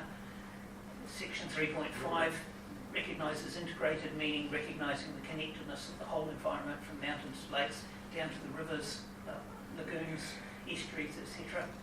And talks about receiving environments. It also, at Section 313, talks about special provisions for attributes affecting nutrients, and therefore it talks about nutrient-sensitive downstream receiving environments. And I would contend that many of the problems of the Kaiko River through the middle of Kaipoi is it is a nutrient-sensitive receiving environment. So really, the nutshell of that, it's not expedient to ignore it. Our learnings to date has been the salinity work I've talked to you about. We picked off just one parameter, salinity. It's helped us understand the Kaipoi environment considerably. It's helped us identify the challenges and the opportunities of working in this area.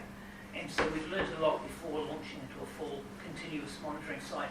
This schematic on the lower right there is sort of showing that we've got 4 metres of water playing with a 2 metre tidal movement. So it's a real challenge for me to position this equipment. The other learnings are our lakes approaches. The left-hand side photo is Lake Pearson, which is where all our effort has gone into very recently. That's a monitoring site that's just gone in, so it's anchored out in mid-water on a buoy. The middle site is Te Wahora Lake Ellesmere, and that's where the monitor equipment is sited off sort of small metal piles driven into the lake bed or the riverbed. And the far right-hand side is Te Wairewa. Lake Forsyth, where it's a structure built off the side of the water body. Now, we're probably not, these are all issues where we've learned a lot from, and as I say, this is why we'd be using a bridge pile on the Mandeville Bridge as yet another example of this. On lakes, this is a schematic from the Lake Pearson buoy. You can see they're quite a complex set of equipment. And so we're trying to work through suitable equipment, different siting options, power options, security, etc., etc. So the current proposal is to continue development of the Mandeville Bridge and select the water depth and position, the equipment parameters and telemetry once again, basically just working at this site here. There's a whole series of parameters we would measure there with continuous monitoring network. But there are some things we can't measure, so we're still going to have to take grab samples for monthly phytoplankton species, see what's actually growing and causing the algal blooms in the river, and some monthly grab samples for things like phosphorus and other things that we still do not have continuous monitoring equipment for. And so really what it's going to look like is a wire-side XO3 or Aquatrol sonde, which is a piece of equipment with about 4 or 5 probes attached to it. We're tossing up between these two pieces of equipment. We thought we were going to use the Aquatrol, but we've had a couple of failed recently, so we may be going to the slightly more expensive wire side. We want to do the right thing and get the right one in. They have different anti-fouling and cleaning systems on them, and so that's a bit of a delay we've had choosing which one. As of the Trios nitrate logger, we've already purchased one. We've got that on hand, and it's a saline suitable titanium version with salinity correction. Hasn't been used before in New Zealand, so we're quite excited about leading New Zealand in sort of doing nutrient type work in a saline environment. The other thing we need to do is design the mounting system down the pile of the bridge here, using once again learnings from the lake program, but it has to be saline corrosion resistant mounting retrieval system and secure equipment, so both it survives there for a decent period of time and doesn't get stolen. And so our limitations to date, I would love to be telling you that the equipment was in now or going in next week, but as I said earlier, we're recruiting a new continuous monitoring technician, and now that the Lake Pearson buoy has gone in, this will be the next program, we hope. And also there's a bit of equipment availability with COVID-19. Importing equipment from overseas is taking a bit longer and slower than the previous was. So we anticipate the design and installation to be completed this summer, but I would anticipate probably not before February. The future developments of this is online data display so that we can have it up on the website and sort of get the community involved in this as well. And also looking for analysis of data and development of models so we can, it'll be ongoing with this, so we can do these predictions of how management of the river should change. And there's also a possible opportunity here to transfer these learnings to other tidal water bodies, particularly downstream in the Waimakariri River, when that comes up for sort of planning type scrutiny in the future. That should, we should probably move into that area, and other Canterbury tidal water bodies like on the north and south end of Timaru as well. And Saltwater Creek is another very obvious one that has a big tidal area, and sort of understanding that. The final issue I'll touch, and I've just zoomed through this, is Riverflow, and I think Councillor Stewart was questioning this at a previous meeting. It's really difficult to measure flow in these tidal water bodies. To date, we've summed the flows of all the contributing catchments at their minimum flow sites, but with no correction of what the additional water yield might be down below those. The Waimakariri River at Old Highway Bridge is assessed from brief low flow periods in the hydrograph, and our hydrologist is pretty good at that, but the tide goes totally out, so that's reliable at the moment. We could do that just below the Lineside Road floodgates in the Kaiko River, because there is a period of opportunity there, but below that, the river is just sort of deep and the tide doesn't go out and leave a sort of low flow pattern. So we really can't correct for the King River or the Courtney Stream.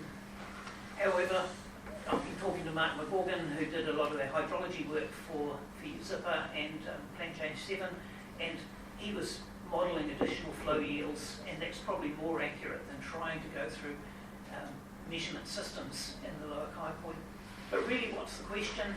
I think a relative flow from some tributary flows should be adequate in assessing the relative value of the freshwater flows coming in and correlating those with the water quality and things like that. So it's a good conversation to have, but I think we've probably got that summed. I've talked about it to a number of hydrologists, both within ECAN and at NIWA, and Mark McGorgan as well. So the conclusion is the continuous water quality monitoring site in the Kaiko River is necessary to understand and manage these issues. It is achievable and should be up installed and up and running later this summer. Okay. Thank you. Very welcome. How much data would you imagine that you would need over what period of time before you could draw some conclusions about how one should manage the Kaiko River? Well, we're teasing apart seasonality as well as that, so we'll probably do an analysis over the first year of data, but we'll be certainly planning for at least a couple of years before we'd be seeing clearer sort of patterns like that. And we're in the hands of the climate a little bit as to what sort of Waimakariri River flows and catchment flows it gives us, particularly during the summer. And can we have a copy of that? It's Yes, not certainly. in the agenda. I No, really it's appreciate that. I think it's significant. Thank you. Would you be happy as a committee if I included the presentation I've just provided with the minutes? So that it accompanies the unconfirmed minutes of this meeting. So you've got it in the next meeting. I'd rather agenda. have it now, that particular one, if we could. Okay, so circulate it after the meeting. Yeah. Okay, that's fine. Thank you. Any further questions of Adrian? Thank you, sir. Keep up good work. Rightio. So we have, I'm happy to move the recommendation that we thank you, Sandra. receive this. We've received this report, yes. And do I have a, I could second it, or if there's another second? Caroline, second.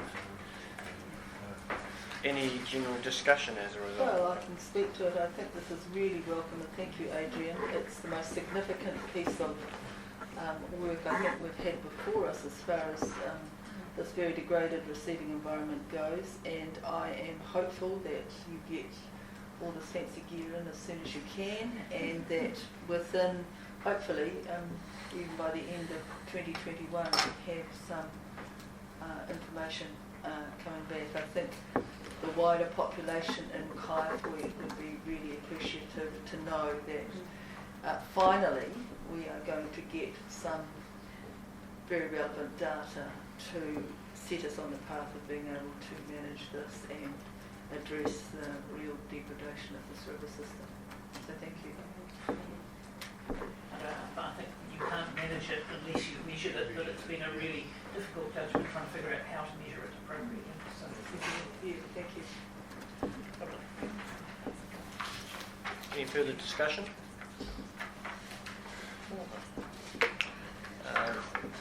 So we will move that motion, that we accept that. All those in favour? Against? Carried. Thank you.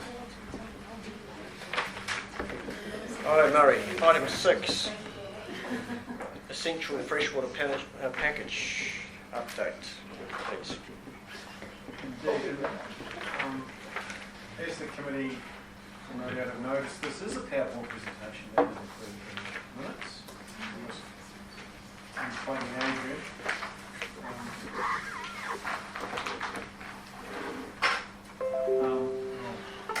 So I just thought, as we've discussed at earlier meetings, when we're in the favourable position of actually having the presentation in advance, to what extent we want to take it as read and open up the session for discussion. I can pull up the presentation perhaps for those in the audience to have a quick look at it. So bear with me while I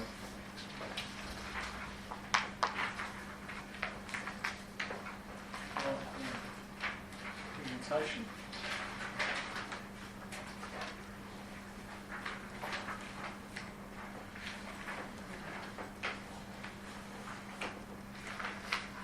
Effectively, this is just to give you a wee bit of background. I presented this to a discussion with Kaiko on Friday at their meeting, so this presentation is the same one going to all of the water zone committees at this stage, so it's been put together by the team and two people in the room that may be able to contribute to the discussion that have been part of pulling this together for all of the zone committees on behalf of ECAN. So I guess it's in part an ECAN perspective, but also, as we talked about at the previous meeting, it's really by iteration that I think we'll collectively get our heads around the significance of the essential freshwater package.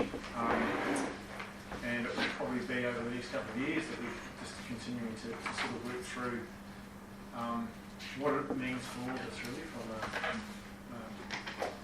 regulatory point of view, from a territorial authority, from zone committees, and obviously for landowners and farmers and so on. So really just, I guess I can quickly perhaps touch on the first few slides, or unless there's any immediate questions that you'd like to throw up as a committee. Just a question, it's just a detail because I haven't read the whole thing through. Stock exclusion from wide rivers and lakes, how wide is wide? Wider than you can jump. Wide than you Good can jump. question. 1 metre for rivers. The discussion on Friday, Kaiko, was that it was 1 metre, but specifically at any point in... Lots of questions like that are questions that are yet to be answered in their entirety blamingly. Yeah. Yeah. They're deliberately vague. Yeah. And whether the measure of 3 metres stock exposure is measured from the bank, right, like we're at the water's edge or at the bank, to the bank. Yeah. There's a lot of questions. Not many answers at this point. What is the feeling of So the it's less than- committee, Chief Kari's presentation? Would you like them to run through it in detail, or is, given the fact that it is a moving set of goalposts at the moment and it's evolving, just to answer questions that you have on the top of your head? I think I'm there's easy kind of anyway. questions there. Questions and discussion. Have it in advance. Yeah, certainly. I thought, given that obviously, having it in advance, I thought I should get it in the paper so it gives you a chance to read it through. And Well, I think the purpose of circulating these minutes is so that you can read them prior to the meeting, so that when you get to the meeting, you ask questions on it. Great. This is a general thing, because the term action plan seems to be more obvious. Does it affect the plan for us to write action plans? I mean, it's more, not sure what things now, but we're talking about having action plans for the zone committees. And I just wonder if that possibly we need to change that. I doubt very much. We can't change Government's that. noticed I know, our no, action plans at this so point. it's just to follow one thing that Yeah. possibly into consideration, like whether it comes up with words like action plans for the zone committees. That's just might be confusing. Well, that's just my opinion. So we've got to remember this is a nationwide thing. Oh, I understand. Way ahead. Oh, I fully understand why action plans is in the yes. I'm just thinking of a slightly indirect effect on what we could do in Canterbury. But it is worth noting that because it's a nationwide piece of regulation, you look at it, and some of the things you look at and you're like, oh yeah, well, we've already done that. Or, well, we haven't quite hit that. But some things you look at it and you're like, why aren't people doing that already? Exactly. Because, and that's just the advantage that we've been doing so far. And in a nice way, Yeah. so it's passing a compliment to the work that's been done for PC7. Unfortunately, it doesn't go any further than that in terms of the credit. No. That's right, because at the regional committee meeting, they were saying, and you might be able to correct me if I'm wrong again, that was the NPS is looking at costing about eking about $30 million over the next 4 or 5 years, just in terms of working out, what we need to do with the planning that we've got and what we need to do to change it and all that sort of thing. It strikes me, does the average Joe Blogs in town, and the towns and the cities realise where that money's going to have to come from? And it's not actually going to be making any difference to our water. It's just money that has to, be spent on all the planning and administrative side of it. I think this is really interesting legislation because it's stuff that hasn't been through a select committee. It hasn't been through the democratic process really, I suppose. But the bottom line is that it was really interesting because as soon as it got gazetted on the 6th of August, basically became mandatory, I suppose. And then it was, as soon as you hit the 3rd of September, well, that's the day.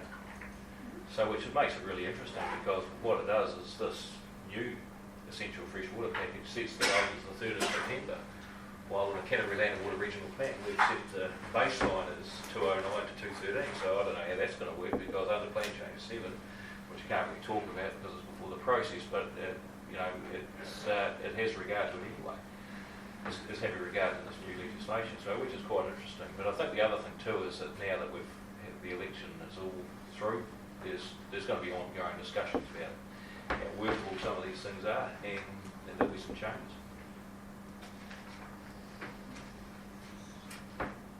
Page 27, new national bottom lines for ammonia. Is it a rule of thumb that the concentration of ammonia in any sort of water sample is 1/10 of the nitrate level? So what's the relationship? And also, is ECAN monitoring for ammonia in its monitoring results? If not, obviously why not? And will it have to? And is this going to be monitored in the Kaiko River where you're putting this new gear in? Question would you like answer? The short answer is yes. Yes, we monitor ammonia routinely, and in the 150 sites across the region that we do by grab sampling. And this change isn't going to make much difference to us because the ammonia levels are generally pretty low in Canterbury. In terms of the second question, in terms of the Kaiko River, no, ammonia isn't something that we'll be monitoring in continuous monitoring data because there isn't particularly reliable probes that we be using for that. The only ones we do hit that are available are not very reliable, and the concentrations are generally so low that they wouldn't be generating useful information for us. But you'll do it with grab samples? We certainly do it with grab samples in all the tributaries coming into the Kaipoi, and we'll probably do it as grab samples to give some reference as well. Thank you. I've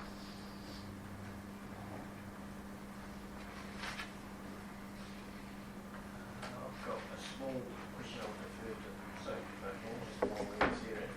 Get a quick overview of where you got to with your vision in terms of the NPS's ongoing effects with the rural drainage network that you're and specified wetlands that we're able to collide. Yeah, so particularly for drainage, obviously wetlands, we have been looking at where there are overlaps in our network, and we've decided with this WC staff as a Multi Council to not have any works. So our consent that we've been applying for a while, the drainage and minor works consent, we've decided to exclude anything to do with MPS that's new in that consent because it would mean that it would delay it for another year or so. We have to look at how, so it would be a different consent to look at works within a wetland. As a council, there is an exemption that for specified infrastructure, which can be drains, but you have to also still get consent. So it's prohibited for everybody else to do works like drainage works in wetland, except for people who, or entities that meet the specified infrastructure exemption. And we will need to get a consent, and you have to meet conditions such as not changing the bed of the drain for more than 30 days. So you're not supposed to deepen the drains or change the hydrology. So it's a bit of an interesting one about how you can still do drainage works and meet those conditions. So we're also looking for guidance from the EP and ECAN, and it's going to take a while to interpret. It seems like the focus has been on the farming community, what the impacts. And so they're racing to try and get guidance there. We've been switching more in that space, and for our council and the territorial authorities, it's going to be a bit of a things are going to still be playing out for quite a while.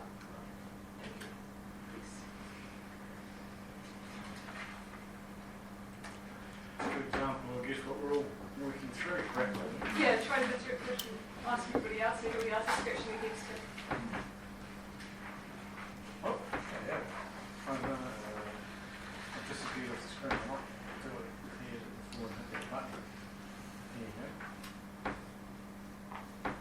Perhaps just for those back who haven't got the presentation, it's certainly something that Angus instructed me to emphasise. Guided gently. I mean, just highlighting that hierarchy of obligations and the significance that, again, another thing that everyone across the country, I guess, is working through is Angus guided me to at that key point at the bottom of the slide, that it is a hierarchy where the first order is the primacy thing to be addressed in terms of the health and wellbeing of water. So I guess that is a key point to be aware of. It's touched on a couple of times on the slide, but just something I think to give emphasis to is what it is. And that's worth, as Sophie's referred to, it's worth remembering that that applies to all activities. That's subdivisions, that's drainage, that's anything that happens in town as well as anything that happens out in the rural centre. So it's pretty significant in terms of the impact on development in general, in terms of the the need to satisfy the health of the environment first before anything else.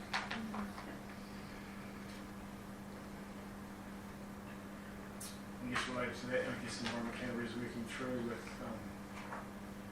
a range of partners, obviously with Matahu and Runanga, and industry partners, I dare say, and that to understand how this applies and can be worked through. How it relates to CWMS, so there's a lot involved. So certainly why I think, as you know, we'll continue to work through this and receive updates through 2021 and into 2022, I suspect, in terms of how we make sense of this. Sandra, has waimakariri started doing any economic modelling on impact of MPCP? I just know there's some other TAs that have started, so you was just wondering. Yeah. Okay, I'd be interested to know. Yeah. Do you know which one? Ashburton have started, and I think they're hoping to deliver something. They're only doing sort of first cut impact rather than any knock-on effect into town and that sort of thing. But yeah, they've started, and I think they're hoping to deliver something later in the year. It's being peer reviewed. I think until we know how we interpret it, you can't do the modelling. Yeah. Something the interpretation needs to come through. Yeah, there's quite a bit. Yeah. But our planners definitely have been interested in the wetland modelling, for example, with our district plan, residential, urban boundary, like the new, what they call the new development areas. The areas that are currently not zoned urban, that will become urban. Whatever those are called. The areas that have been structure plans. Thank you, structure plans. Yes. So the wetland areas, for example, or waterways within that, obviously that puts a lot of constraints on where development can happen.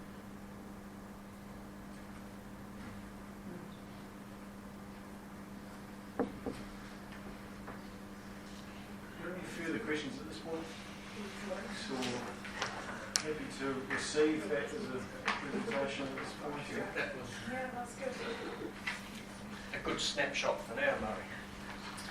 Angus, is there anything you want to add just in terms of future updates or timing or what you've been currently working through? Yeah, kind of adding to Dave's point that there is an immediacy to some of this. It's in September, but it's the road. So in terms of our consenting function, it's certainly the case. Consent's landing on a desk now. This package needs to be considered.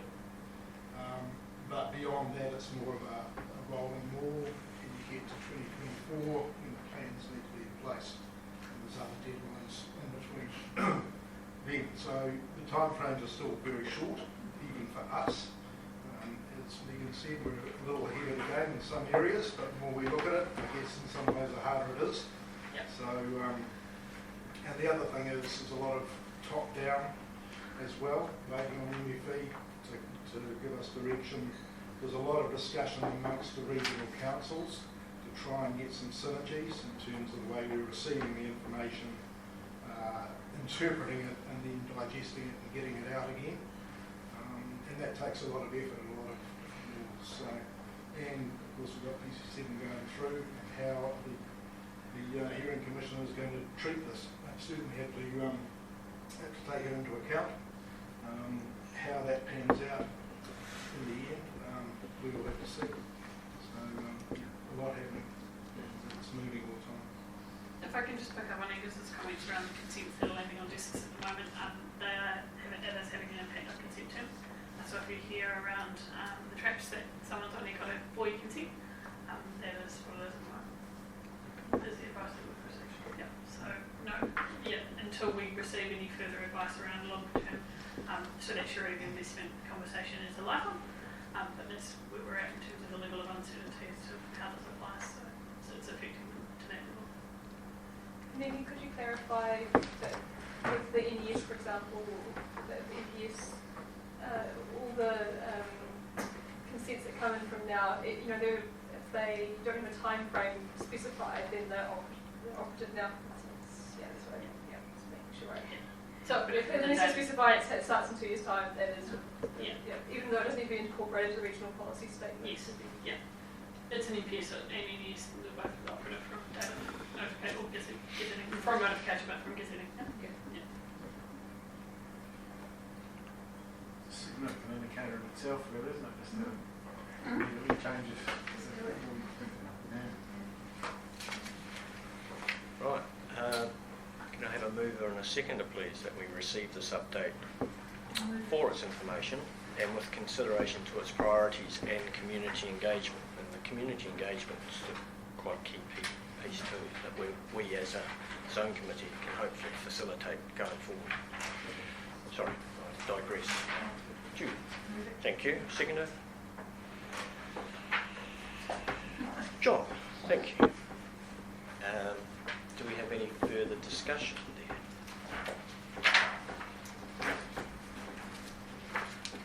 No? All those in favour? Against? Carried. Thank you. Murray, you're still the chair, aren't you? Yes. That's handy. Could you move on to item 7, please, which seems just about longer than item 6. But committee updates. There is a lot of content here, and I'll look to pass the ball periodically as we go through the updates, as is appropriate. Proposed Plan Change 7 is a regular update, as you know. I'm just including it just so that if anyone is referring to these papers that they can get the most recent information. The one thing perhaps to highlight to you is that I've included the bottom line that the hearings are being recorded and are available to view on the very own YouTube channel. So you can click on that link and it will take you to that channel where all of the presentations are available to watch. So I think that's just a useful reference for anyone, and one that we didn't have at the previous meeting. So that's probably the only other update. Just I guess what we touched on in the workshop too, just from talking to Amber Kroger from the groundwater science team as well. And she's talked through just in terms of reports that will be on that website as the hearings go through and into the new year, and particularly the science team's report of reply, which is a response to the information presented through the hearing by submitters. That report will be completed, I think, by February of next year. So that will become available as it becomes publicly available on that website. We'll make copies available to the committee, but she'll also, as we talked about, give some guidance as to the key reports that have been provided through the hearing from the science team. So we'll have that sort of February, March of next year. I don't know if there's anything else with regards to the hearing. If not, I can probably pass the ball over to, in terms of CWMS Regional Committee. Caroline has provided her usual report as item 7.1 from the 13 October meeting. So Caroline, I don't know if you want to add anything or if there's any questions of Caroline regarding her report of that meeting. I suppose I did have one question. I did ask Erin at the meeting, you were inquiring about the community consultation side of Te Rūnga, and I wondered whether John and Arapata had seen any progress on that front, because I understand that EPN are looking to engage with iwi first up, and we're putting together a plan around that, and has anything come your way? No, won't be us anyway, will it?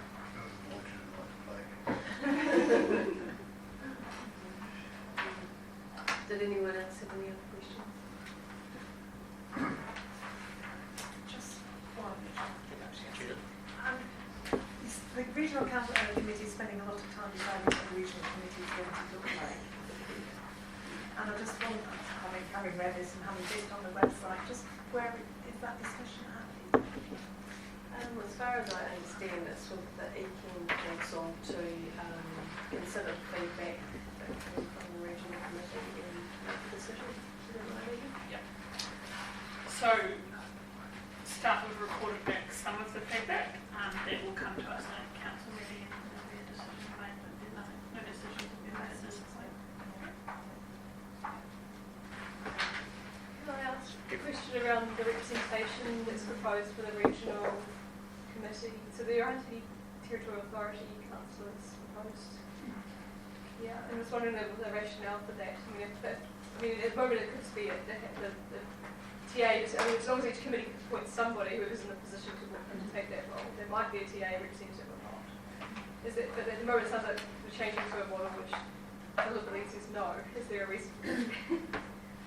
Murray, did you want to comment on that? Or I'll let you, because I don't know. No. So some of it is around, and just wondering, feel free to chip in as well, Carolyn. The idea with the regional committee changes is around getting a bit more of a smaller and more finesse, if you like, committee. And so that was one of the ones that popped out was the TA. But they felt that the TAs had other opportunities for that sort of interaction. So the likes of our government and that kind of thing too. And then also stuff with relationships. I think, it's just, I mean, in terms of actually having a Canterbury-wide a chance to talk about these issues, I think it is of value for TAs because we often are too siloed and ECAN has that overview. So I think it's something that brings people together.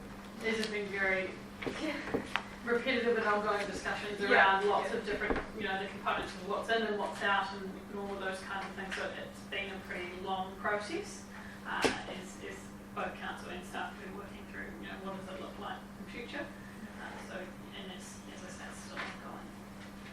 So we've got to at the moment is what's in the papers. The regional committee itself was generally quite critical of where ECAN had gotten to with it. But it's up to ECAN to decide what they want to do with it.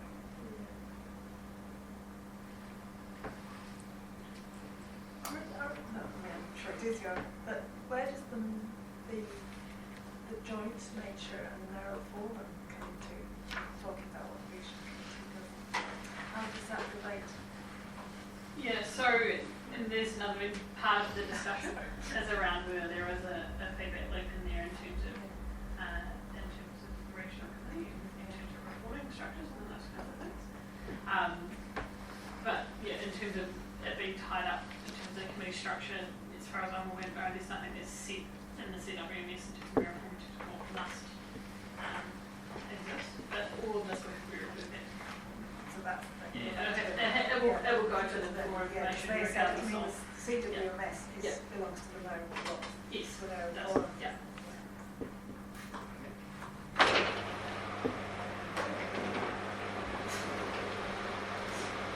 It's this. On the regional committee. Right. I can probably now open up for Sophie to just reply to any questions. Just the next item for Lynn and the committee or the Councillor Stewart in terms of the significant report that's included from the Land Water Committee is agenda item 7.2. As you will be doing. I don't know if there's any questions with regards to that report itself on the Kaiko.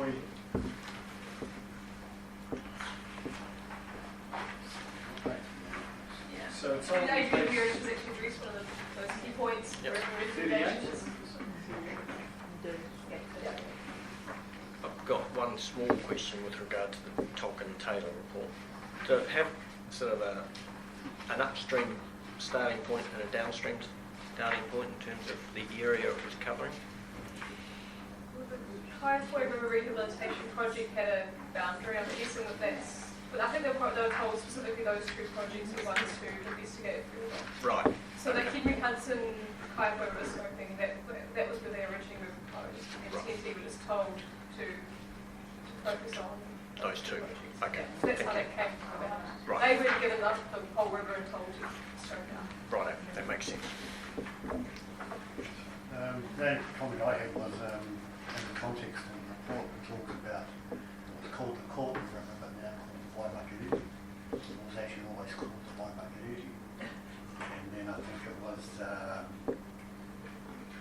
Joseph Thomas that changed the name to Court with the recognition of locality. It only lasted a couple of years and then we moved back to the community.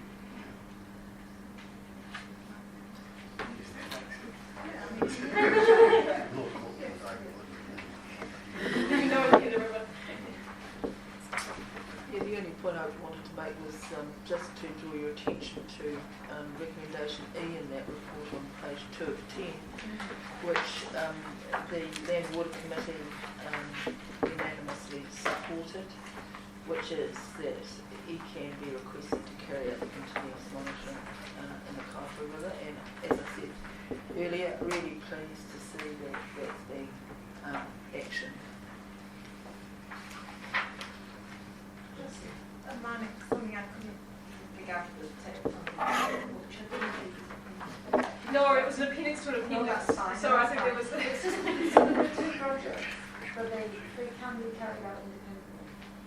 Well, The one's not going ahead and one is. no, they're both not to be carried out. So, yeah. Yeah, and the rationale is in the report. I can go into it. Yeah. Just, Well, I missed. Okay, let's do my one. they've just been parked. Yeah, Oh, so park, there's sorry, potential, yes, park. yeah, at the moment, so some part of the rationale is to clash with other projects at the moment, and, yeah, but then there are some reasons why we don't actually believe that the Elbow Bend, for example, has any, there is no scale issue there that we can identify. So asset manager who's saying, no, we really need this work done, so. And the fishermen really love that hole, so if we start touching, especially at the same time as the Macintosh. Yeah, and in fact, the feedback we've had since this report is they don't want to do plants on that beach or anything, they want it as a general structure. Thanks for your attendance, Dave. No, got to be done. Let's talk about autumn health being There's a man at the back. priority, so fishing game, if it affects Well, them, yeah. as long as it affects them. No, that's recreation. That's recreation. Just one moment, please. It's not Sorry. fish. It's all right, yeah. We just need to slow it down and have one person talking at a time, please, because he has only got one hand to write with. So, do we want to wind it back a couple of steps just so we can record that conversation in the minute? I think Or that was just a little conversation between the two of us about whether fishing was about the health of the river or the health of the people doing the fishing. Right. Whether it was a recreation value or a inherent value. Yeah. The So sad, don't be called that thing. That's just the sad truth of it is there is no fish in the river at the moment, so everyone's losing out. John, you had your hand up. You're very polite.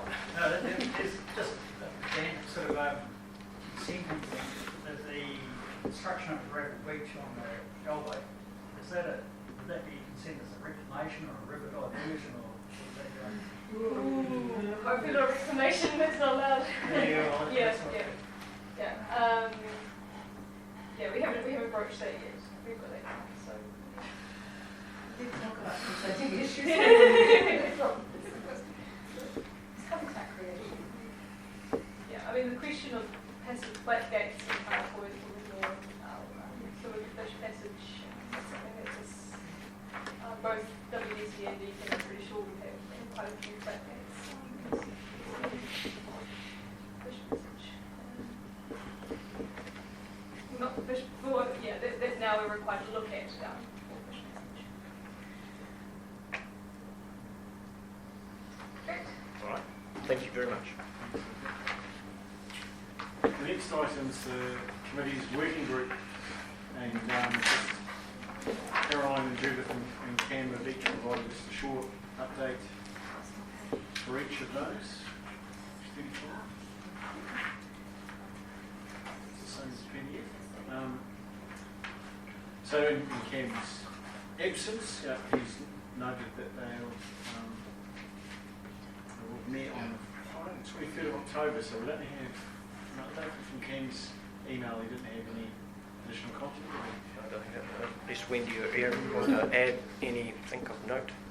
No, we were just waiting for further conversation with the Land Care Trust and just seeing where they're at with some internal work. Okay. Yep. No, that's good. Thank you. There was also the working group that the next generation farmers that are going to be play quite a big part in the land care stuff that we're looking at doing. They're just sort of doing stuff at the moment as well, so there's nothing really further to report at all.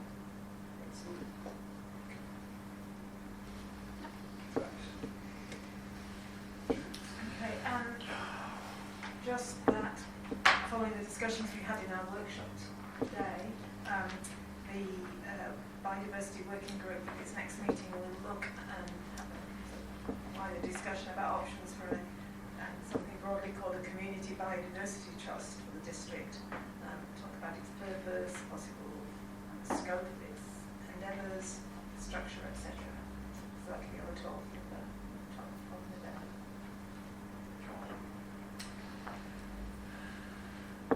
Karen, do you want to? Just the date of our next meeting is on this Central Southwood Creek Catchment Group is the 24th of November, and we're also having a field trip to the Broad Road and Streamers Road settlement areas. I've talked to the ECAN engineer about what they're supposed to do.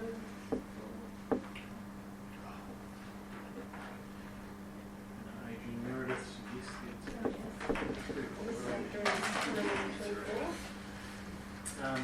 Great, thank you. Thanks. Are there any other questions around the working groups? If not, well, communications and engagement, I'll defer to Angus in a moment, but the one thing we did include, given the site visit some of the committee had with Makariri, we just included that in the Hangley Clyde info sheet. It's been developed just as a useful reference for that developing piece of work, and so yeah, just thought it was time just to put that in, given it's such a good resource, and introducing some of those from a farm environment plan perspective in particular. Angus, is there anything else you'd like to add from a comms and engagement perspective? Obviously, I missed your discussion on the annual report, which is unfortunate, but I'm sure you've given great clarity around that, which I think it takes. I shall show you the preliminary sketch. Just you were so efficient in your discussing it before this. No, we had to juggle our agenda. Right, absolutely. The only other thing, talking about pamphlets, is we picked up a very good pamphlet on wetlands that's been developed in Kaiko, and we are looking to do something specific for this zone and also for Huranui Waimakariri as well.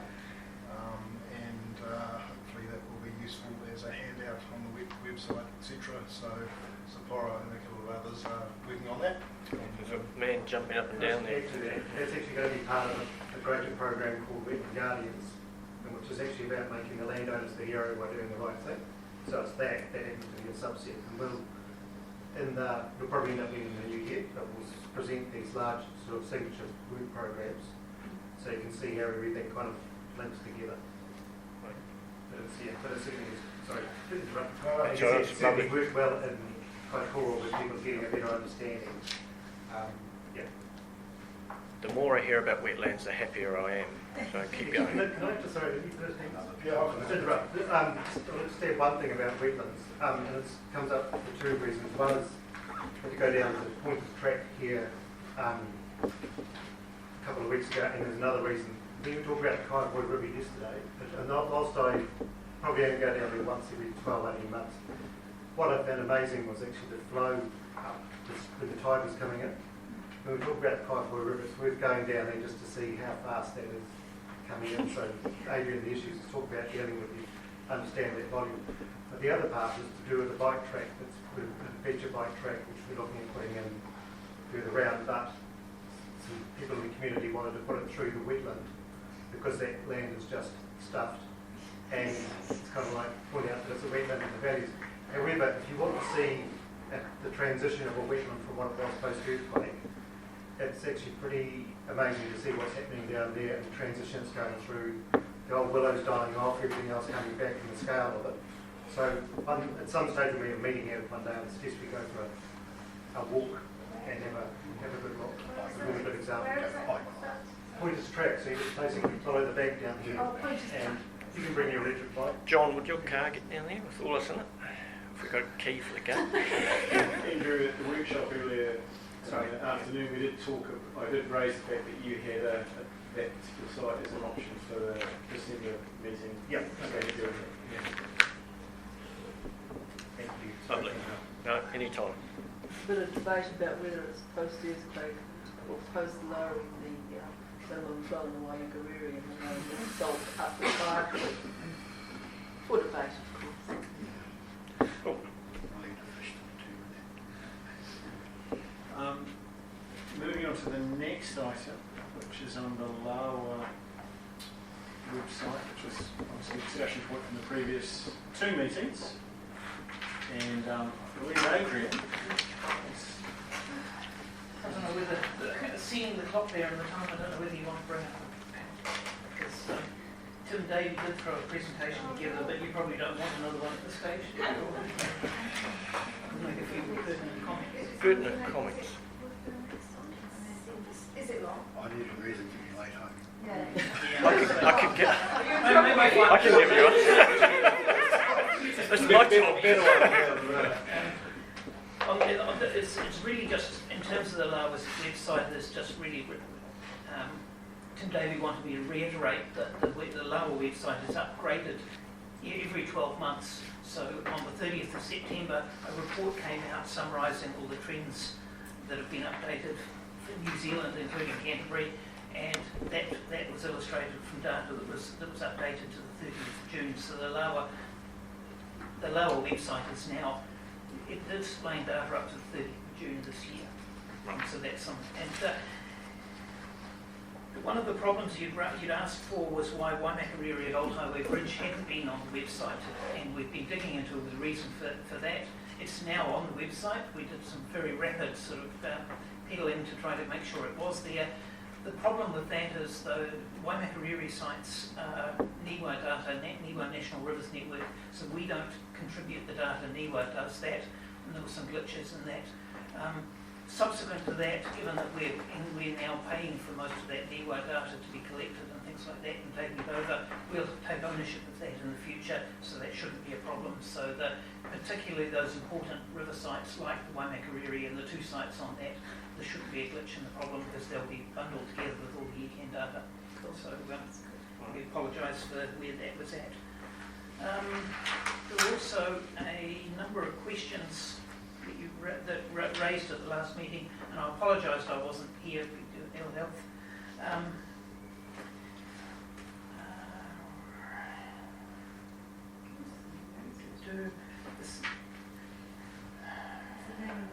The naming of the Kaiko River. We've sort of totally acknowledged that. The Lawa site was developed a number of years ago before your zipper action point, sort of trying to update and clarifying that. So we'll try to make sure that those naming regimes are corrected on Lawa from here on, because I think for the same reason that you wanted to change it, makes it very much clearer. So you've got in the Silver Stream where you measure at Neves Road would go into the Silver Stream, and where you measure out here would go into the Kai Point. And we'll get something at some point about as you gather data, and well, my question is for say the Silver Stream and other tributaries is where do we look at and Cam mentioned it, you know, the analysis of exactly what is collected at these various monitoring points and what we need as far as MPS goes, and just general water quality data. Well, the presentation that Tim Davey had put together was illustrating how because our advice to just about everyone is to first use the Lawa website, because it makes data available in a standardised manner, and they should start there. Requests beyond that should come back to ECAN. It's almost an answer to Cam's question at the last meeting, is that the Lawa website isn't zonally orientated, it's catchment or regionally orientated, and it does that very well, but not. Now, Kirsty and our water data team has been beavering away, and hopefully in the next couple of months she'll finally have some zonal data reports coming out, which is a way of reporting this information to zone committees like yourselves. along the lines of what you're asking, so therefore reporting against NPS, FM, NPS, etc. like that, in a zonal sense, because it's unreasonable to expect Lawa to sort of start changing its systems for how we manage our data systems. And so therefore we're going to be working in that direction. And I'll just make sure that when that becomes available, we'll be reporting it to you pretty much straight away.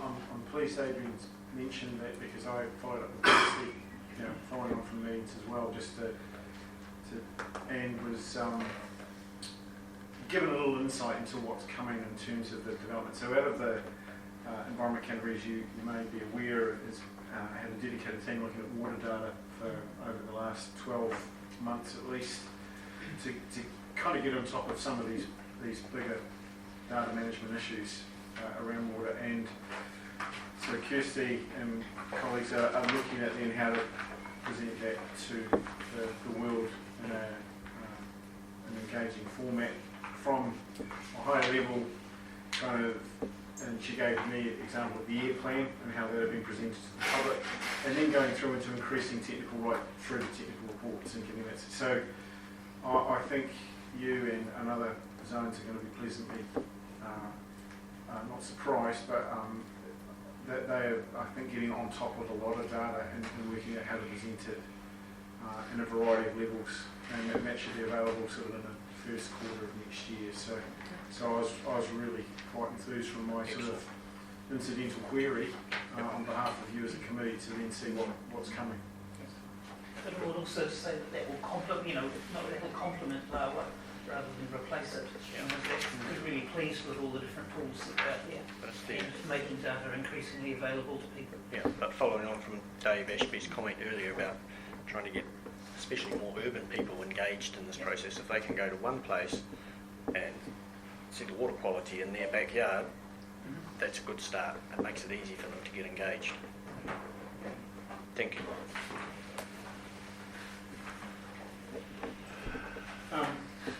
Folks, I'll move on quickly then. Just following on, I guess, the action points that Adrian hasn't addressed there. He's touched on, I think, most of them, and Andrew is still here, but in the back of the room, but has provided, this was just the follow-up, Andrew, to the vegetation clearance in the Ashley Gorge, and it'll be done as part of the Ashley Ruakahuri River Protection and Fairway Management Project. And you've provided a response in the paper, so rather than asking you to remember what you... I know it's right. I don't know if there's any questions relative to what Andrew's provided already on that item.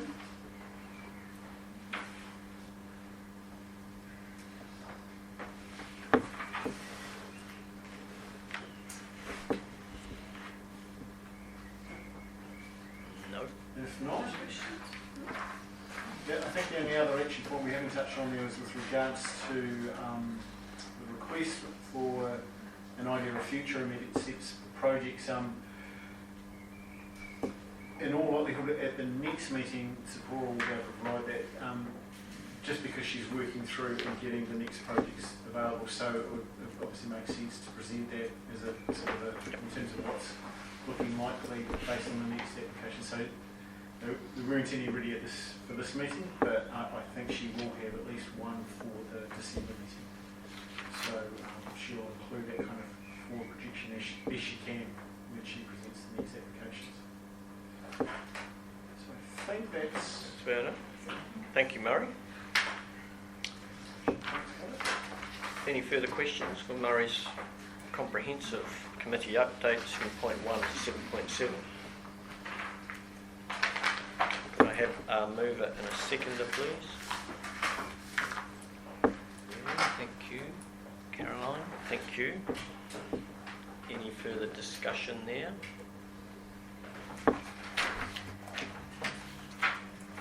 No. Corker, all those in favour? Against? Carried. Thank you.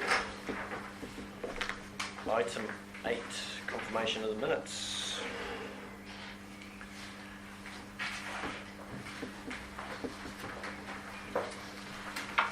Which is coming out of general business, isn't it? Righto. we have any questions from the previous meeting?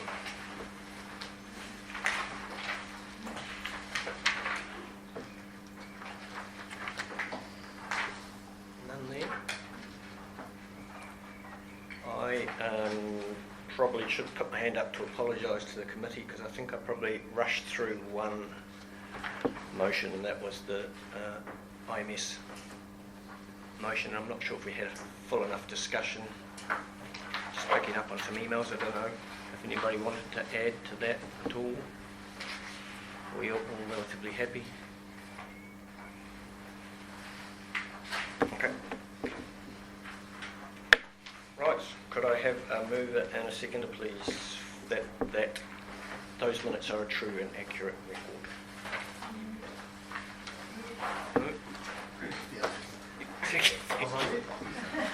Still there? Lovely. Sorry, Judas and Arapata, I think he wasn't trying to stay awake there? No. Right. Any further discussion of those minutes? Walker? All those in favour? Against? Carried. Thanks, folks. That was a bit of a marathon. Oh, there's a wee bit of general business, isn't there? Yeah, we're nearly there. General business. Murray? I have one. As a community member. No, just to bring to the committee's attention as your facilitator, I got stumbled into a piece of work this morning which meant I got an update on the zone committee review that I previously hadn't seen, which confirms that one of the outstanding items to be resolved as we move through the zone committee review process is confirming whether the Christchurch City Council will have membership on the Waimakariri Zone Committee. I'm glad you brought that up because I didn't know whether or not I was allowed to yet. So having noted that as something that had been put through the council's discussion point, I think given that we hadn't noted that as something formally on the table for this committee and for Waimakariri City Council to consider, I thought it would just to let you know that it is something to be worked through this review process. So I will follow up. Councillor Hand wants to add anything at this point. I've certainly I've got nothing more to add other than it's an idea and something that has been expressed. And would you like to hear the committee's views on it? I'd love to. If you'd like to, I do realise we just dropped a bomb on you. No, but we already but if you want to, you would have been with the original meeting, but I would love to hear from you either now or later where you're at. Because I have a view and I won't share it because it's up to you guys. And I'll be led by you guys rather than from my own personal view on it. Well, I can forward you a name with Yep.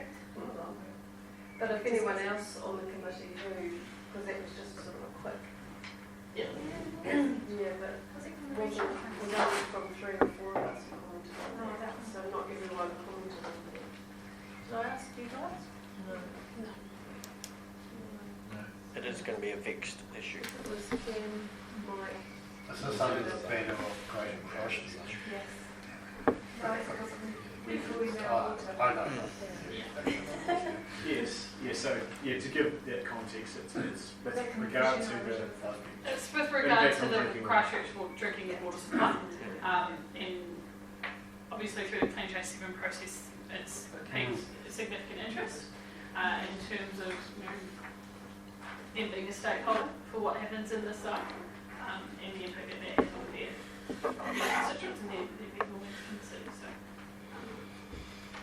It's interesting though, also considering having up to 5 council representatives on the Christchurch and Melbourne Water Zone Committee. Made up of councillors and or community board members. Someone's put a crack on.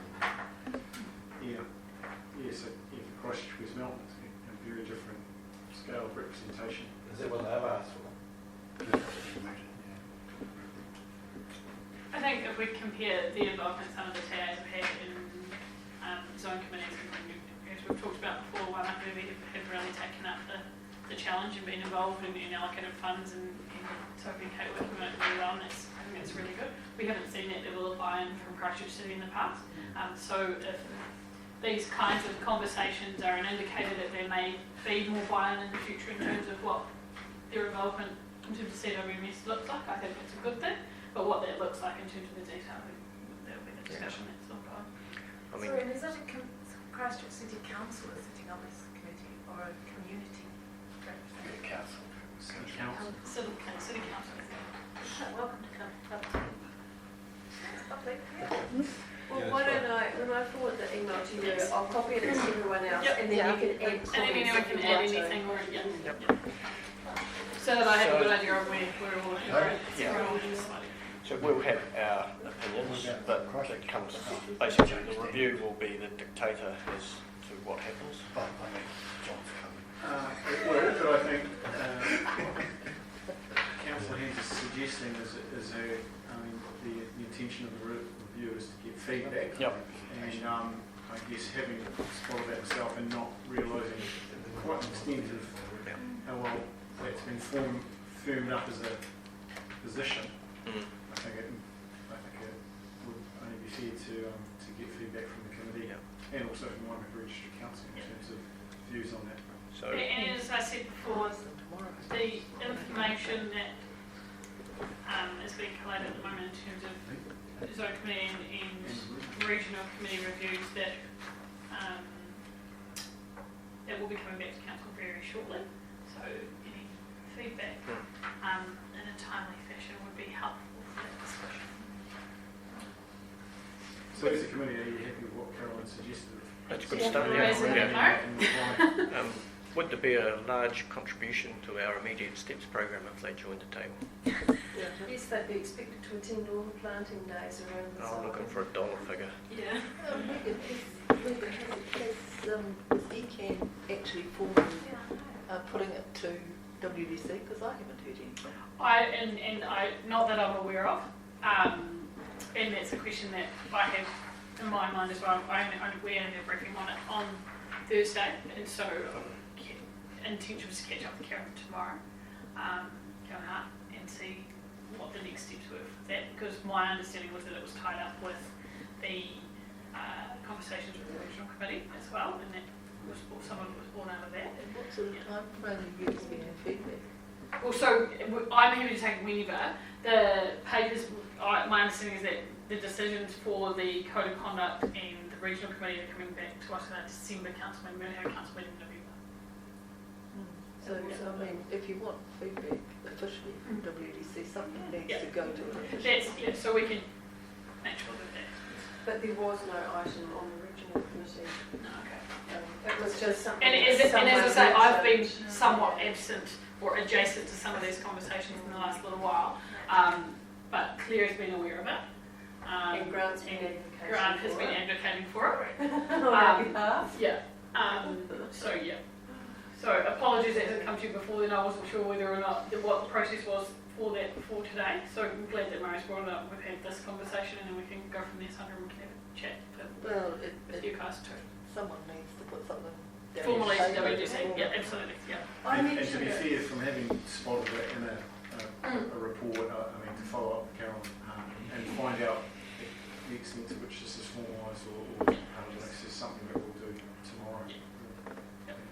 I don't know if you remember, Sandra, but I mentioned it in a regional committee report about a year ago, and it was just a comment in passing made by the Christchurch City Council. Yes, wanting membership, yes. But there was no discussion on it. We didn't discuss it.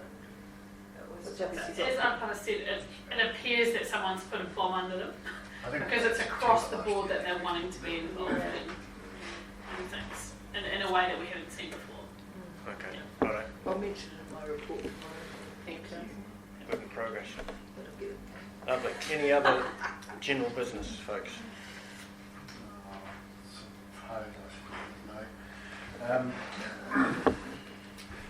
Today, Te Ruru and Maitaki, we launched the statement of claim over fresh water with the High Court in Christchurch. claim. Claims still let me know. The claim continues. Okay.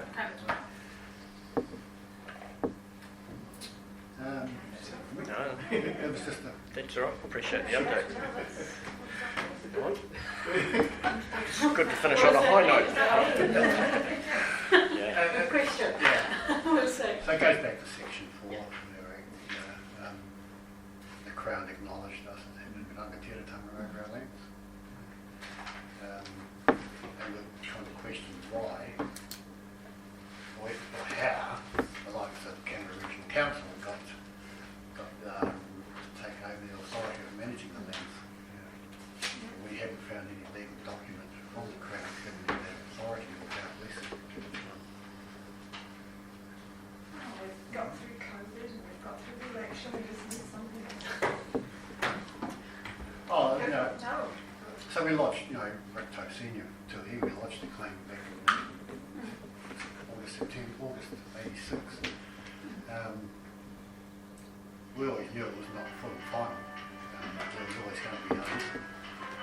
So yeah, so fresh water was always on the cards, and then the next one is part of conservation in the state. That's not it. Oh. It's very catchy. Yeah, so 2nd of November, 3 days short of Guy Fawkes. I did suggest waiting. To my you didn't think it. No. Yeah. All right. All right, well, watch that space. Yeah. Yep. Absolutely. All right. Got to ask the question. If you don't ask, you don't know. I couldn't agree more. All right. Any other business, ladies and gentlemen? No? Part if you could give us a karakia to send us on our way safely. Kia tau, kia tātou katoa, te atawhau tō tātou āre, kia rii karaiti, me te aroha o te atua, me te whiwhina taiti, ki te waru tapu, ake, ame. Thank you. Righto. The next meeting, folks, is on the 7th of December, as Murray mentioned.